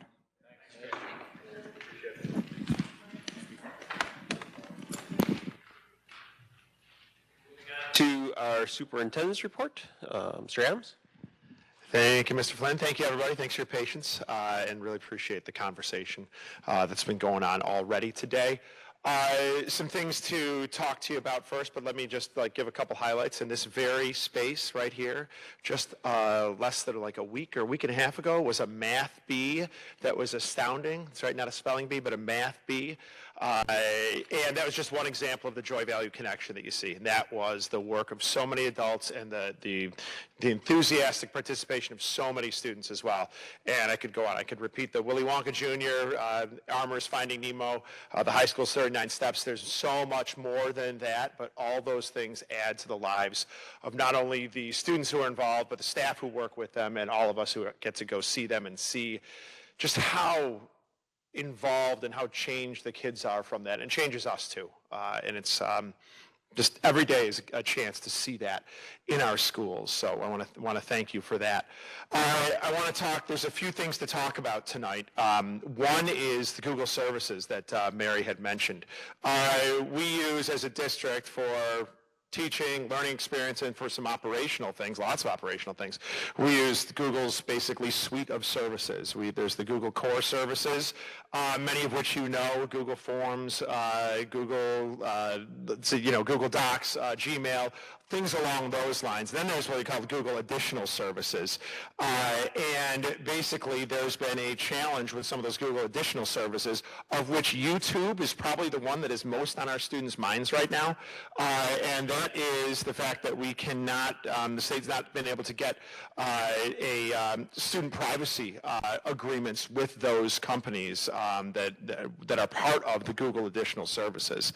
Families are going to receive a mailing from me tomorrow that outlines this in more specifics. But basically, and we'll just use YouTube as your example for this, students will not, as of March 1st, be able to access YouTube on their Chromebooks, on their student-issued devices. That doesn't mean that teachers won't be able to use YouTube in their instruction. And Mary alluded to it as well. We've had, our tech committee, certainly Pat Worth is such a huge part of that, has provided resources for teachers to use to be able to embed YouTube videos within existing applications or services that we already use. So it'd be able to be embedded within Google Classroom. It would be able to be embedded within something called Edpuzzle, which a lot of your students are familiar with. It's going to be a change in the way that the kids do business. Teachers will still have access to it, but this is like the really important part. Teachers can't share any of the student data within that. I can try to answer more of your questions of that following the meeting, but I just wanted to make sure the board was aware. We've shared that document that went home, that went to staff. It'll go home to parents and families tomorrow, though.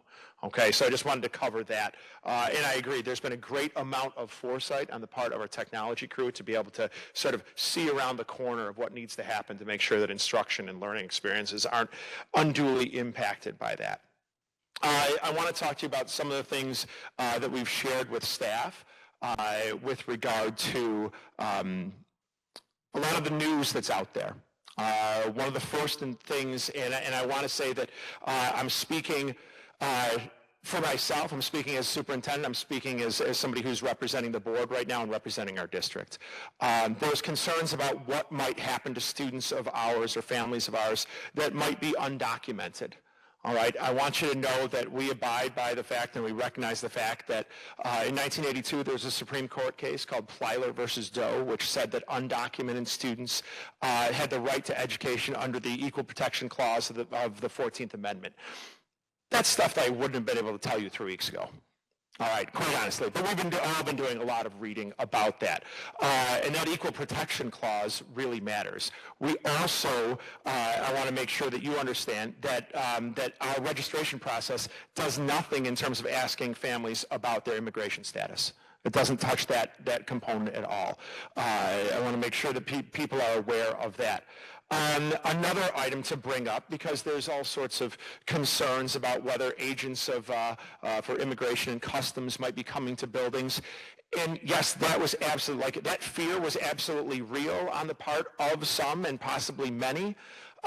That's nothing that we've heard of happening around us. And I was just at a conference on Friday where there was a representative from the Department of Homeland Security who pledged to us that ICE agents are not in the business of coming to schools. All right, that's nothing that we can expect. However, if we happen to have somebody come to one of our schools, I want to tell you what our building leaders have been told, and that is something that's been very much laid out. I think the National School Boards Association put information about this as well, but our message is consistent. If somebody comes asking about a student's whereabouts, a student's immigration status, and they don't have anything like it, that, first of all, that question should elicit a response of, I need to talk to the building principal, and that building principal needs to talk to me. All right, and then I need to talk to our counsel. All right, our legal counsel about that situation. There's certain stipulations that would be involved before you'd even consider having anybody talk to by that. But again, it's not something, sometimes you try to play out what's the worst possible outcome or what's the worst possible thing that can happen and play out how you'd respond. That's how we're responding with it, is that our building leaders are going to talk to folks. If they would happen to come to our buildings, contact me. We'd contact a lawyer. I'd get myself over there, and we would make sure that things are handled as carefully as possible. We don't anticipate that happening, though. All right, we understand why it's a concern, but it's not something that that we believe will be happening. I take great comfort in the fact that the gentleman that spoke to us last week was earnest in his telling of that. The second thing that I wanted to address, again, it's on behalf of the board that I'm saying this. It is stuff that I feel personally strong about as well. There is the question of whether or not students are made to feel comfortable here. We're talking about students who might be part of a marginalized group. There's been a lot of talk about executive orders and things along those lines. I want you to know that here in New York State Public Schools, we abide by what's called the Dignity for All Students Act. That lists several different categories, protected classes of people who we need to make sure aren't being unduly harmed with their treatment or being harmed at all with their treatment at school. That Dignity for All Students Act requires us to fill out paperwork, document it with the state, and requires us that we take steps to make sure that those individuals are protected. Those definitions of those protected classes are wide. All right, I'm not going to go into like the full details of it, but I want you to know those definitions are broad. All right, those definitions are inclusive of all of our students. I want to share as sort of like my last component about this.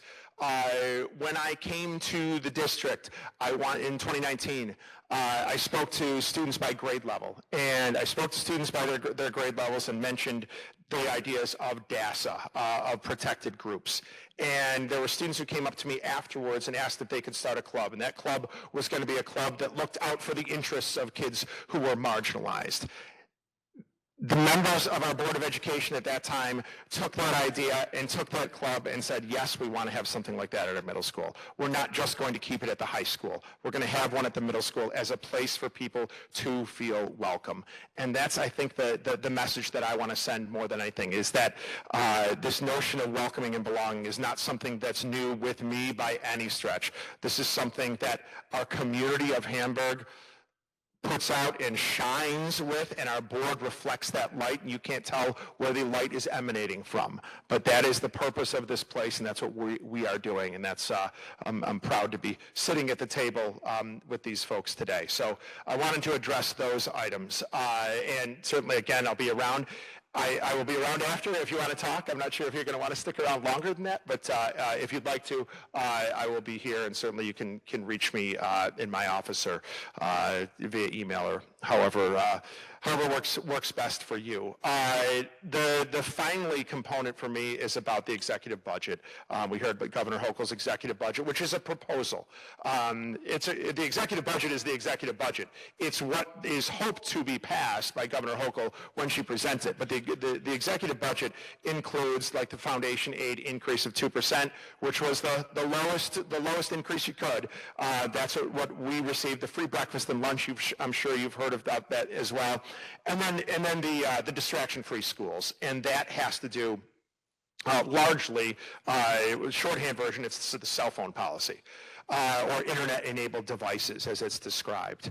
I want to tell you what our practice is in the district right now, and then I want to open up to the board for comment, and then we'll be moving on for the rest of our meeting. But our practice in our schools right now, and this was outlined, it was a conversation that was had among the board in the summer of 2024. It was outlined in the letter August. Mr. Cornell sent that out, and in your elementary schools, the cell phones are either in a backpack or they're in a cubby or some other storage area for the students. At the middle school, 6 through 8, our phrase is away for the day, and it is something that is abided to, as well as middle school students will abide to any rule that you give them. All right, for the vast majority, it's abided by, and there's some who miss on that, and we work with them. And I can say that after having lived there for 5.5 years. At the high school, it is very much teacher discretion. And you're going to see them used in some classes for educational purpose. You're going to see them out in some classes. In some classes, they're going to be basically affixed to a door where they have like a calculator holder, and that's where the phones go. But we give it like the staff has discretion with that. So it's really at the 9 through 12 level that this would have the largest impact should the executive budget become adopted by the state legislature as well and become the final proposal. But with that, and that's just shared for information's sake for everybody.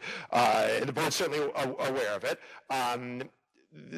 Comments, and I'm certainly going to give the board a chance to share their thoughts on it, and we'll do that, and then we'll make our move to the next part of the meeting. So whoever would like to begin, we don't have to go in order or anything like that.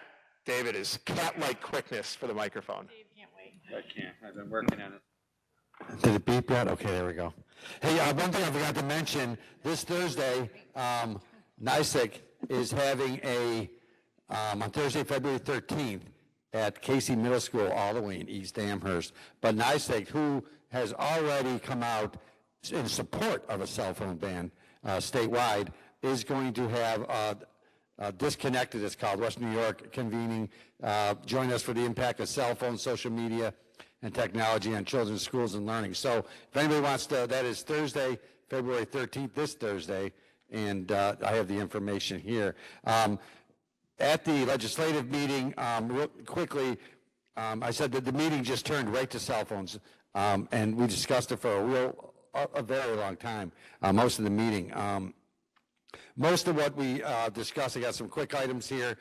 This is another unpaid mandate. They're talking about $13.3 million. That's around $18,000 per school, but the Big Five will eat up most of this. And are we going to get it next year and the year after that? I doubt it. So another unpaid mandate coming from Albany. We have feared that this ban could be tied to funding.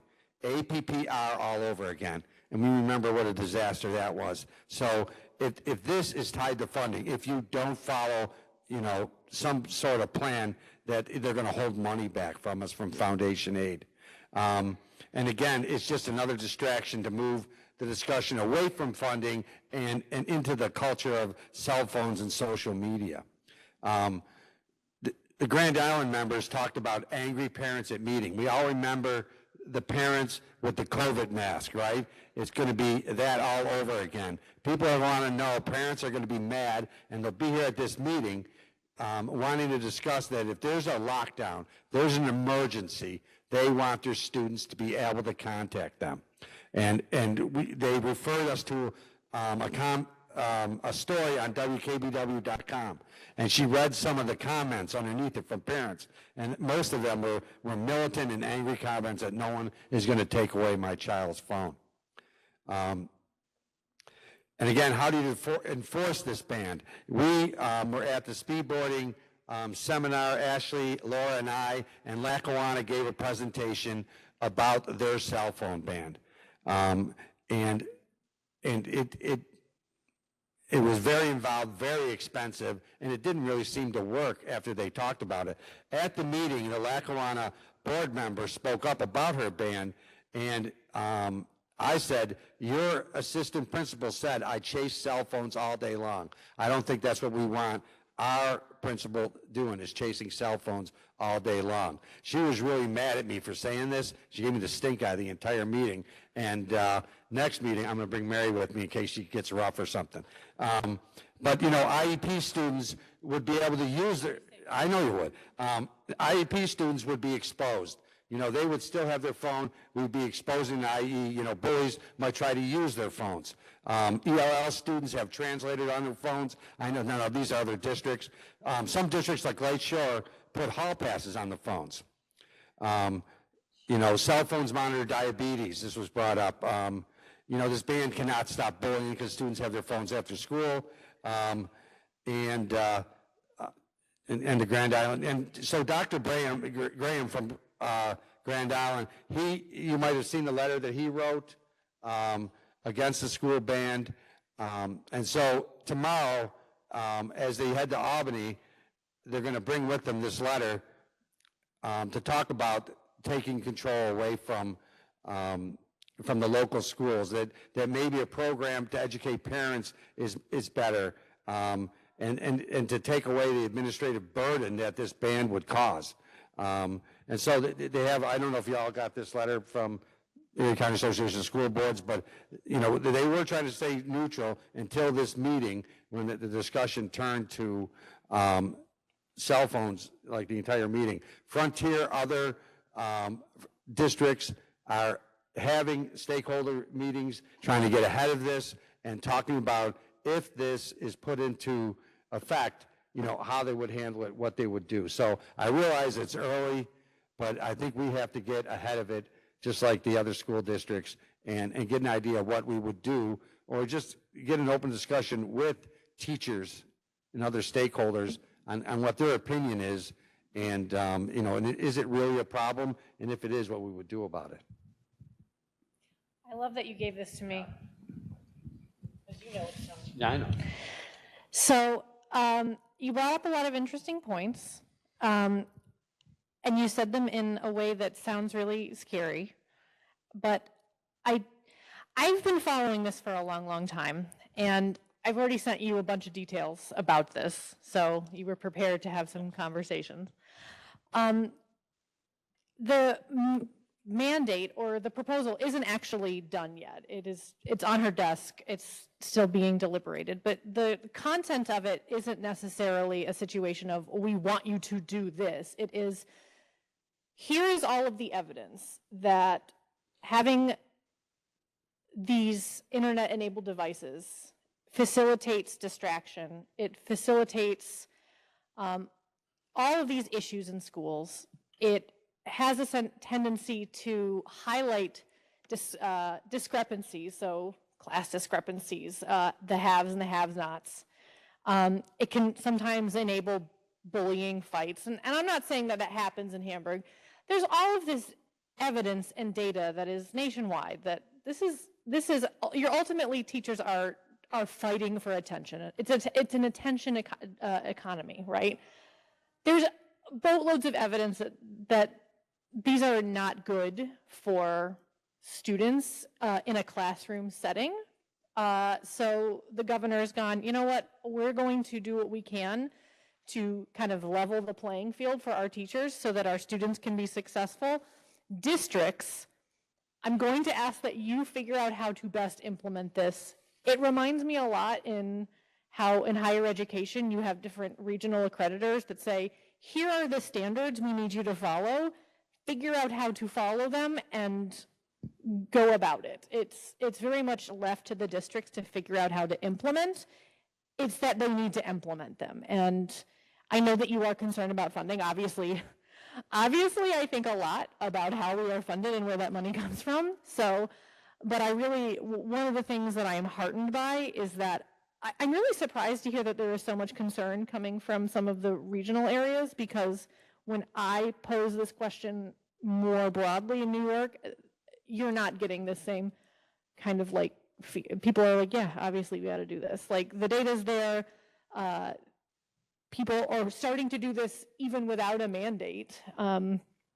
It's something that we've heard from the public that there is an interest in. Are you going to get people concerned about how will I contact my child in an emergency? Yes. That's why, right in the legislation, it says one of the things the school districts need to solve. What are you going to do with this? How are you going to keep the devices safe and from being accessed? How are you going to put in a plan so that people can be contacted in an emergency? Like, these are the things that are outlined in the actual legislation that we have to come up with that decision. I think that it is appropriate, like you said, to get the appropriate stakeholders now in the room in our district to solve those problems. And I think that Lackawanna, is it Lackawanna that's doing it? Yeah, Lackawanna, not surprisingly, the first time you do something, it's hard. I mean, ask every teacher the first time you teach something, it's like, ugh, you know. So yeah, you have to iterate. I mean, that's part of any process, but I don't think that we already have a school that practices, SEL stands for social emotional learning, and there's data to suggest that is best paired with an environment that reduces distraction. This would go along with what we would want to do anyway, and instead of, you can do this in a low cost way. Like, this doesn't need to be a high cost implementation. Like, this can be done intelligently as long as we are willing to get the right people in the room to work together. And my fear is that worrying about cost and making a rabble, like, people get mad when we don't have a plan. There's always going to be, every single person in our district is wonderful and perfect, and it's random not crazies that will give us crazies. But I'm just saying, you're always going to get somebody that's going to be mad for mad's sake. I think you're going to get less of that if you can articulate a plan and say, like, what a great question. How are we going to contact you in emergency? Here's how we're going to contact you in emergency. And we can't do that unless we have a plan and start working on it as soon as possible. So and in terms of, like, outing people, I mean, anybody that has glasses is outing themselves with eye disability. Like, I don't think that's, like, the panic emotion. I don't think that's. I'm going to toss this in there. I have to. I just want to say, I feel like saying we're outing people, like, with disabilities or just differences is really not the right way to approach this. Like, you mentioned diabetes, so I'm going to run with that one for a quick sec, because I'm going to tell you, having my cell phone available to me is not what outed me as a diabetic. You know what I mean? Like, people knew that before my cell phone, they know it after. Also, there's accommodations that we make for students, and we don't think about how does that out them. Like, we have students that get a distraction-free testing environment. That means they can get up and leave and go take their test somewhere else. That's not outing them. It's providing them accommodation that they're entitled to in an IEP or a 504 plan.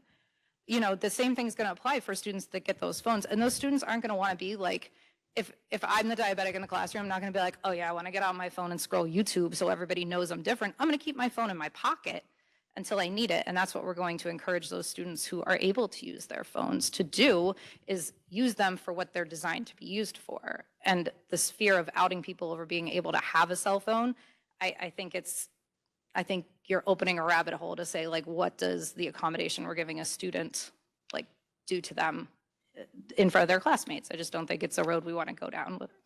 And as part of our SEL program anyway, like, we have a whole curriculum designed to deal with, like, hey, people are different. They have different needs and accommodations to you. Like, we have a whole sensory room. We have we have a whole curriculum across our district that deals with people that need different things to be themselves. Like, I think we can handle it. Like, there's always going to be bullies. Like, there's always going to be something to deal with situations like that. But I think we have the faculty and the staff to deal. Like, I think we can deal with it. We need to start coming up with a plan so we don't get caught with our pants down. Like, that's what I want to start doing. So I like that bit. I don't want to fight it. I want to get to work. So that's what I want to say on that. Does anybody else want to talk before I prepared all kinds of stuff for everybody in expectation of being able to discuss this new distraction-free environment. So are you sure? Oh, Laura, it's long. Okay. So I just want to remind everybody that here at Hamburg, We've always been trailblazers in mental health. We place a high value on our students' social, emotional well-being. We just were talking about that. And as a board, we're responsible for setting policy in our district that is most beneficial to our students. And that's not a job that any of you take lightly or I take lightly. And we should be using data to drive our decisions for that. And we need data to support what is best for our students. So I was hoping to take an opportunity at some point tonight to ask if maybe we'd consider setting up a committee for this, because it sounds like it's going to be an undertaking that we're going to need to spend some time on. But I also wanted, because we like data, to share some with everybody here. So research shows that teens spend 7 to 9 hours a day on screens and 4 to 5 hours a day on social media. Studies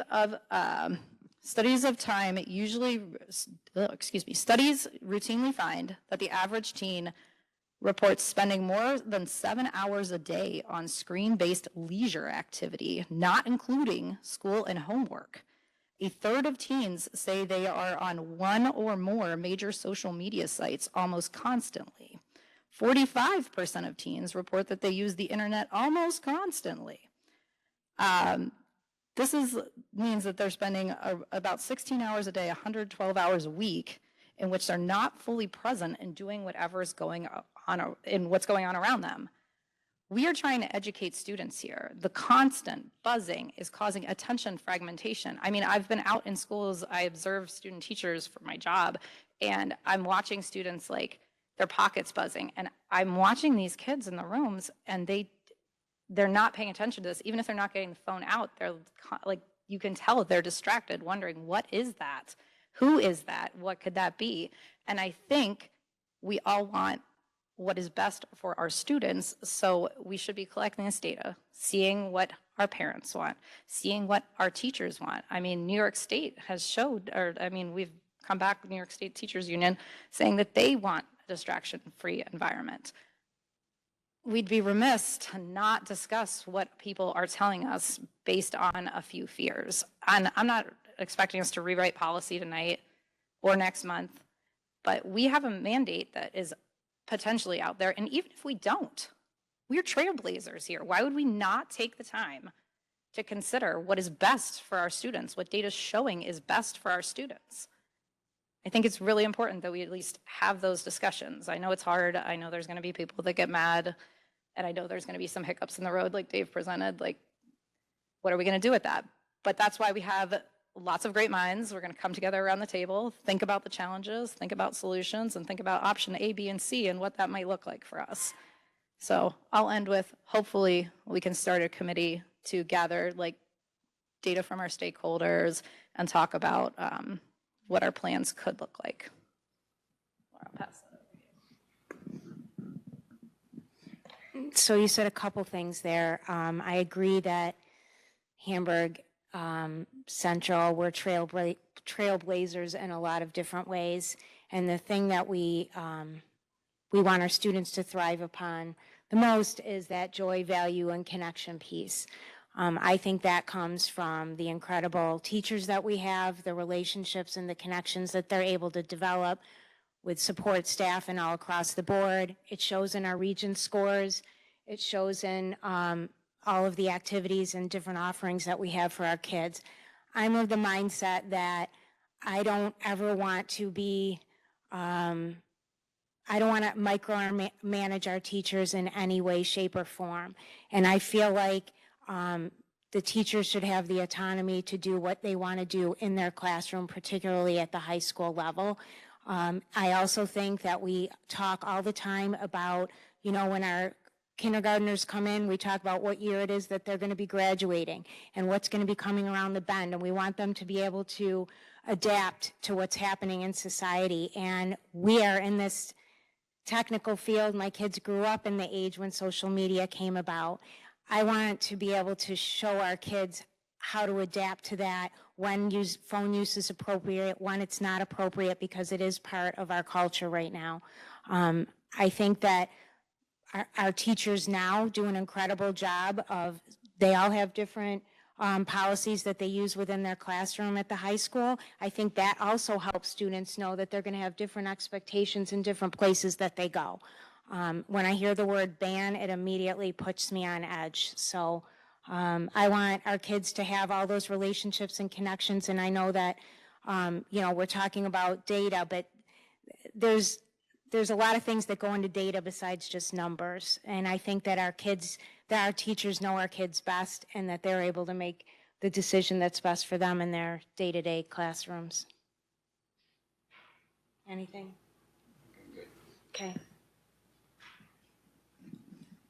I mean, obviously, this is just a proposal as part of the annual budget. I think it's interesting that she put a dollar figure on it as opposed to just saying she wants it done. Putting a dollar figure on it, in my mind, makes it something that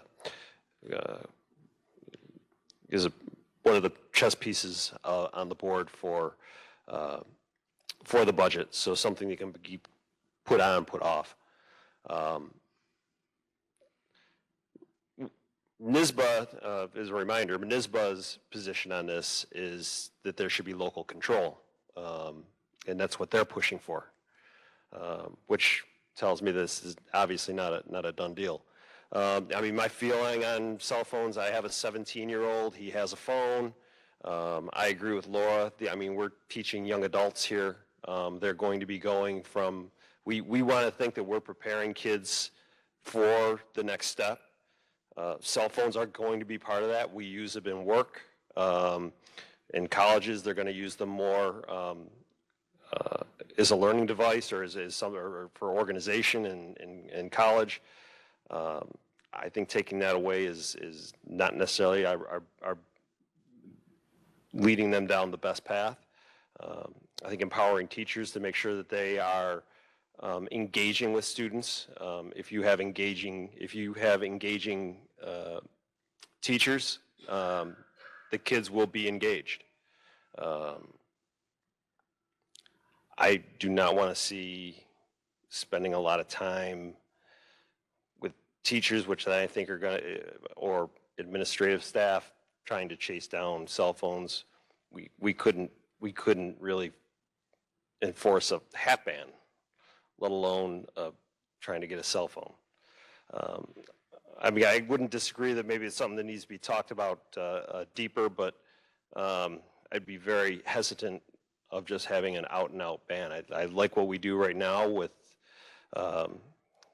elementary and middle school. I think it's appropriate that they have the devices put away. I think that as our kids are turning into young adults, they need to be able to learn how to handle this, and this is part of it. That's really all I got. Good.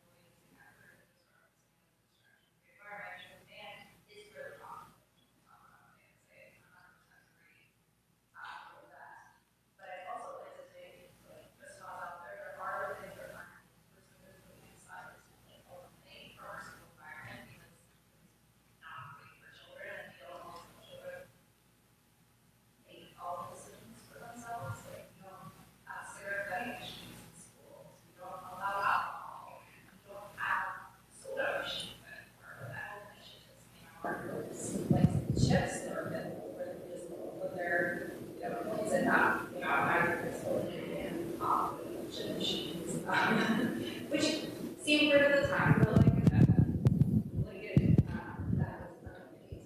And I do think local control is important, but my take on what the issue was saying, this is something you have to do with control, and that is figure out how to do it. What's going to work for you. And I do think we are elementary and middle school to do it. It seems effective, but it seems happy with it. So we're like, we're just talking about what I suppose. Well, I'd just like to hear from our student rep if she thinks that cell phones are a distraction and what her opinion is on a cell phone ban. Hey, go ahead. Think off the And what do you think about cell phones? honestly, it really is like a lot of teachers do different things. Like, it's a big thing in math. Like, they'll be like, put it away, I don't want to see it. Some teachers are like, put it in the door. Like, when you walk in, like, you know, you have to put it in the little holder, and you're like, oh, see you when class is over. And, like, it does make you focus. But, I mean, people, like, will focus. Like, I feel like it's a big respect thing. And teachers that don't take your phone, teachers that take your phones, it's kind of like, I don't know. It just shows that they don't trust you. I have one teacher that I had last year, and everyone just respects him so much. Like, you're not on your phone. You just want to soak in every last word like he has to say. So, it's a big like respect thing. And some classes, like, we use our phones more than I thought we would in high school, like for various things. I don't know, they'll be like, pull out your phone, look up what, blah, blah, blah. And then we'll like use what we find. Also, we use our phones when we go, like, they're like our hall passes. Someone said that, but that's what we do in high school. It's kind of annoying, but I mean, like, I kind of like the paper passes, but I mean, I'm not for an all ban, so I don't know. But the phones are an easy way to like do a little, you just scan the QR code before you leave the classroom and you're like, I'm going to room, blah, blah, blah. And I guess they like can track us around the school. So that's one good thing about like a digital world, because with paper passes, you wouldn't be able to do that. Yeah, I like it up to the teachers. And my thing is, it shows that the teachers, like I said, respect you when they're like, I don't know. It's a big mutual respect. That's about it. Those are my thoughts. All right, let me say my thing. I've been thinking about this as everyone's been talking. So, I mean, I think I appreciate what you just said, right? And I think that matches my observation that when we go through the high school in particular, you know, the students are generally using their phones for something I would consider productive, right? They're doing something the teacher has asked them to do, or they're researching, or they're taking a photo of their notes, or they're communicating where they're going to be at a certain time. And I mean, of course we want to understand what our stakeholder groups want. Like, I appreciate that you're saying that, but it's a bit obvious, right? Like, of course we want to understand what do our teachers want, what do our students want, what does our community want.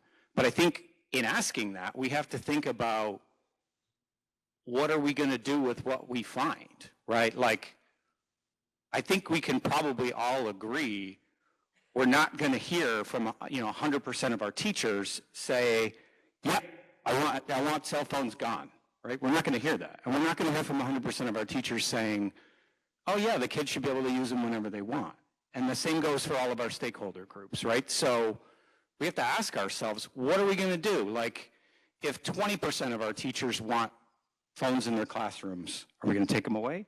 If 80% of our teachers want phones in their classrooms, are we going to take them away? I mean, personally, if it's 1%, I mean, it feels to me like that justifies giving that teacher the autonomy to have that phone in their classroom if they want it. So, I mean, I appreciate that we're seeking more data, and I think probably what we can all agree on is if this were to be a mandate, however likely any of the board members think it is, I don't think it's very likely, but it's not zero.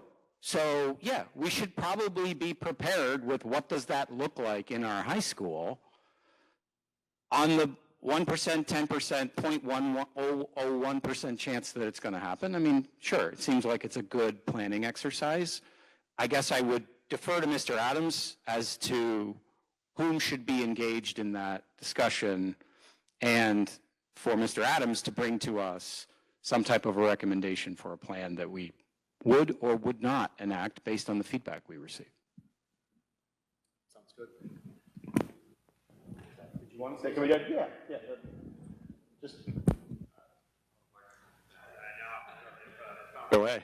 I think we've heard loud and clear. First of all, we've heard from board members who may have had different opinions on things and be able to share them and listen, and that's a positive thing. And I don't say that for any other reason than I just want to observe that and note that. And I'm a fan of that. And the second thing is that, you know, what Cam had to say makes a ton of sense. So that's going to be my charge with it, is that we will begin the gathering or continue. We've got plenty of qualitative. We'll seek some more information on that. And that report, I got to tell you, March is looking like a pretty stacked session. I would prefer if we could do an April report, because we'll know a heck of a lot more about whether or not we're talking about, hey, what should we do? Or is the question, how are we going to implement?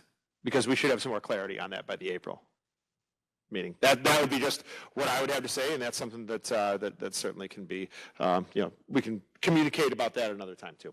All right, but thanks so much, everybody. Okay, thanks. Good discussion. Moving on to the business items for tonight. Starting with our consent items, G, and financial items H. At this time, any board member can make a request to withdraw a specific item from the consent agenda for individual consideration from the G and H items. Is there such a request at this time? Hearing none, I can have a motion to approve all consent items G2 through H4. And could I just add something before we get to that? I just want to, well, let's approve it first, and then I'll say something. You're showing my total meanness with that. My apologies. So moved by Cam. So, I just want to congratulate the folks who have put in their retirement, which were just approved. They'll be staying with us for the rest of the school year. But to Sally Ann Cousins at the high school, to Jen Richter on the elementary side of things, and then as two wonderful teachers who've spent their careers at Hamburg, and then Karen Calasani, who's a teacher's aide at the high school, and she's been at some other buildings as well. She was in the middle school when I met her, and she's tremendous as well. So congrats to them. Sorry about that, Tom.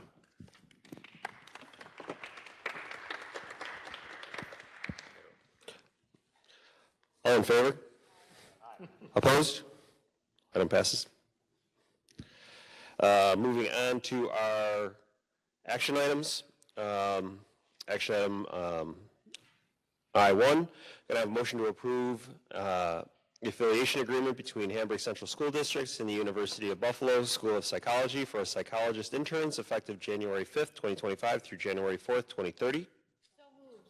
So moved by Mary, second by Laura. Questions, discussion? This is something new, right? I mean, so typically we've had an intern for all year. This year we've done a fall semester, spring semester, so this is a new agreement. okay. All in favor? Aye. Opposed? Item passes. Item I2, can I have a motion to approve updated salary schedules for part-time and substitute personnel for the 24-25 school year? So moved by Cam. Second by Dave. Questions, comments? I'm assuming this is based on our research in order to recruit. Amen. How does this compare with other districts? That is some research that. Colleen's nodding. Right. Yeah. Oh, I'm so sorry.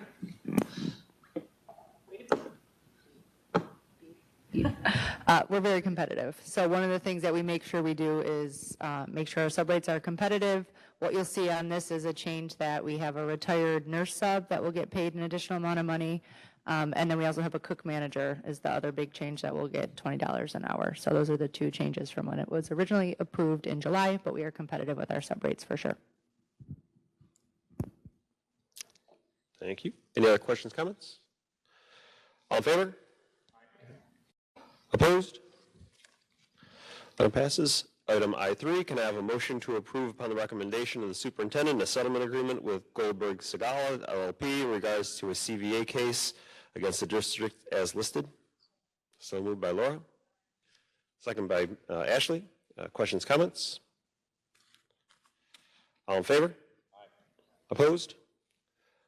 Item passes. Item I4, can I have a motion to approve a pharmacy benefits management agreement amendment between Hamburg Central School District and Express Scripts, Inc., effective January 1st, 2024? So moved by Cam. Second by Rich. Questions, comments? Yeah, on the question.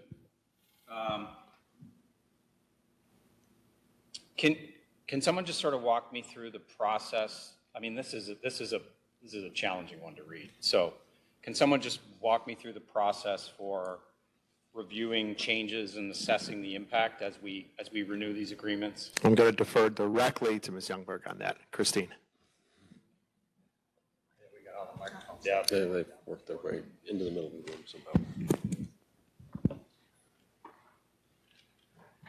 So there actually are no changes to the agreement prior to this one. This is just a change in date. And we did hold off on it because we have a new healthcare consultant that was hired by the board at the January meeting. So they reviewed the agreement as well and recommended that we approve it.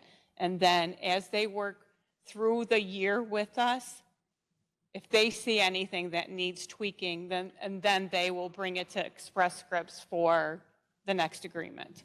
But right now, they recommend we approve it. They don't see anything, off the wall line. They review these for other school clients as well. So it's just the date. Okay, thank you. Other questions, comments? All in favor? Aye. Opposed? Item passes. Item I5, can I have a motion to nominate Cameron Hall as a candidate for the election to be held on April 22nd, 2025, to serve as a trustee for the Board of Cooperative Educational Services, First Supervisory District of Erie County, in a term beginning July 1st, 2025 through June 30th, 2028. Couldn't even say anything. Moved by Dave, second by Laura. Well, I feel like I need to say something here. So, first of all, I appreciate the nomination. Obviously, I requested it. But this is an open seat. It was actually vacated by Andy Lowe. Most of this board knows Andy Lowe. He previously served on the Hamburg School Board many years ago and left his position as a BOCES member in the middle of the year. So there's an open seat. So I certainly wouldn't want to run against the incumbents. I think they generally do a pretty good job. So this is an open seat. I think it's probably good for Hamburg if we have some representation on a governing body, where we send a good number of our students. Exactly how many, hopefully I'll learn over time. But I hope the board considers me for this. I think it's a good opportunity, something I've been aspiring to for a while, and it seemed like a good time. Any other questions, comments? All in favor? Opposed? Item passes. Thank you. Moving on to public expression, we have, we have one today. Keith Carlson. You can use it. Yeah, Okay. Hi, I had sent an email a couple of weeks ago, and Tom was kind enough to call me back and address that with regards to class sizes in the schools here. I have 2 kids here at Union Pleasant and one that's being registered for pre-K, hopefully full day next year. Tom explained to me how what the process is, that it's always something on your mind. And this is the first board meeting I've been to as a parent. So I appreciate everything that you guys are doing. I just wanted to get an understanding of how it works. Tom did a great job of explaining that, and look forward to just seeing that hopefully we can kind of get those class sizes down a little bit and more in line and evenly distributed across the schools. And thank you.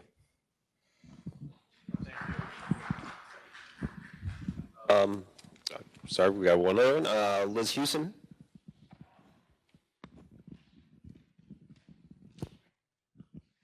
Hi, everybody. Liz Houston, Hamburg School Music Boosters, parent of 2 kids here now. One that was here, music ed, because she had such a great experience here. That's what she's doing. I just want to commend all of our music department and the students, the performers, the directors, everybody that really worked on the musicals that happened. Willy Wonka was, if you were there, it was a world of pure imagination. It was fantastic. And you know, Finding Nemo kids just keep swimming, and they were fantastic over at Armor. But if you didn't see any of those performances, the excitement has not ended. We would invite you to go see some of the wonderful productions coming up.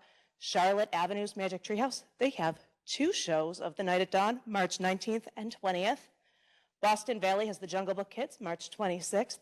And March is Music in Our Schools Month, so that would be a great time to go visit some of these wonderful performances.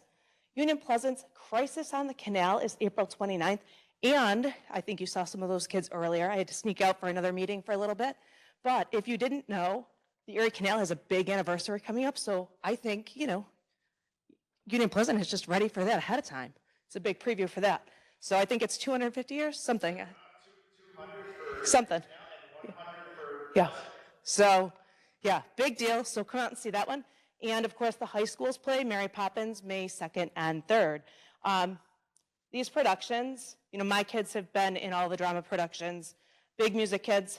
They provide the kids with absolutely invaluable experiences in teamwork, creativity, confidence building, and boy, oh boy, are they tired after. I know Emma knows that firsthand. I know they would love your support, not just in the ads, but in the audience. They want to see you there. Come see them. They're pretty amazing kids, and they do some amazing work. You just can't beat the work that they do. And if musicals aren't your thing, there are a ton of concerts coming up. Come and see the kids there. There's an awesome guest artist concert. I think it's March 5th. I didn't write that down. But on behalf of the Music Boosters, thanks for your continued support of the kids and music in our schools. We'll see you at a performance soon. Thanks, Liz.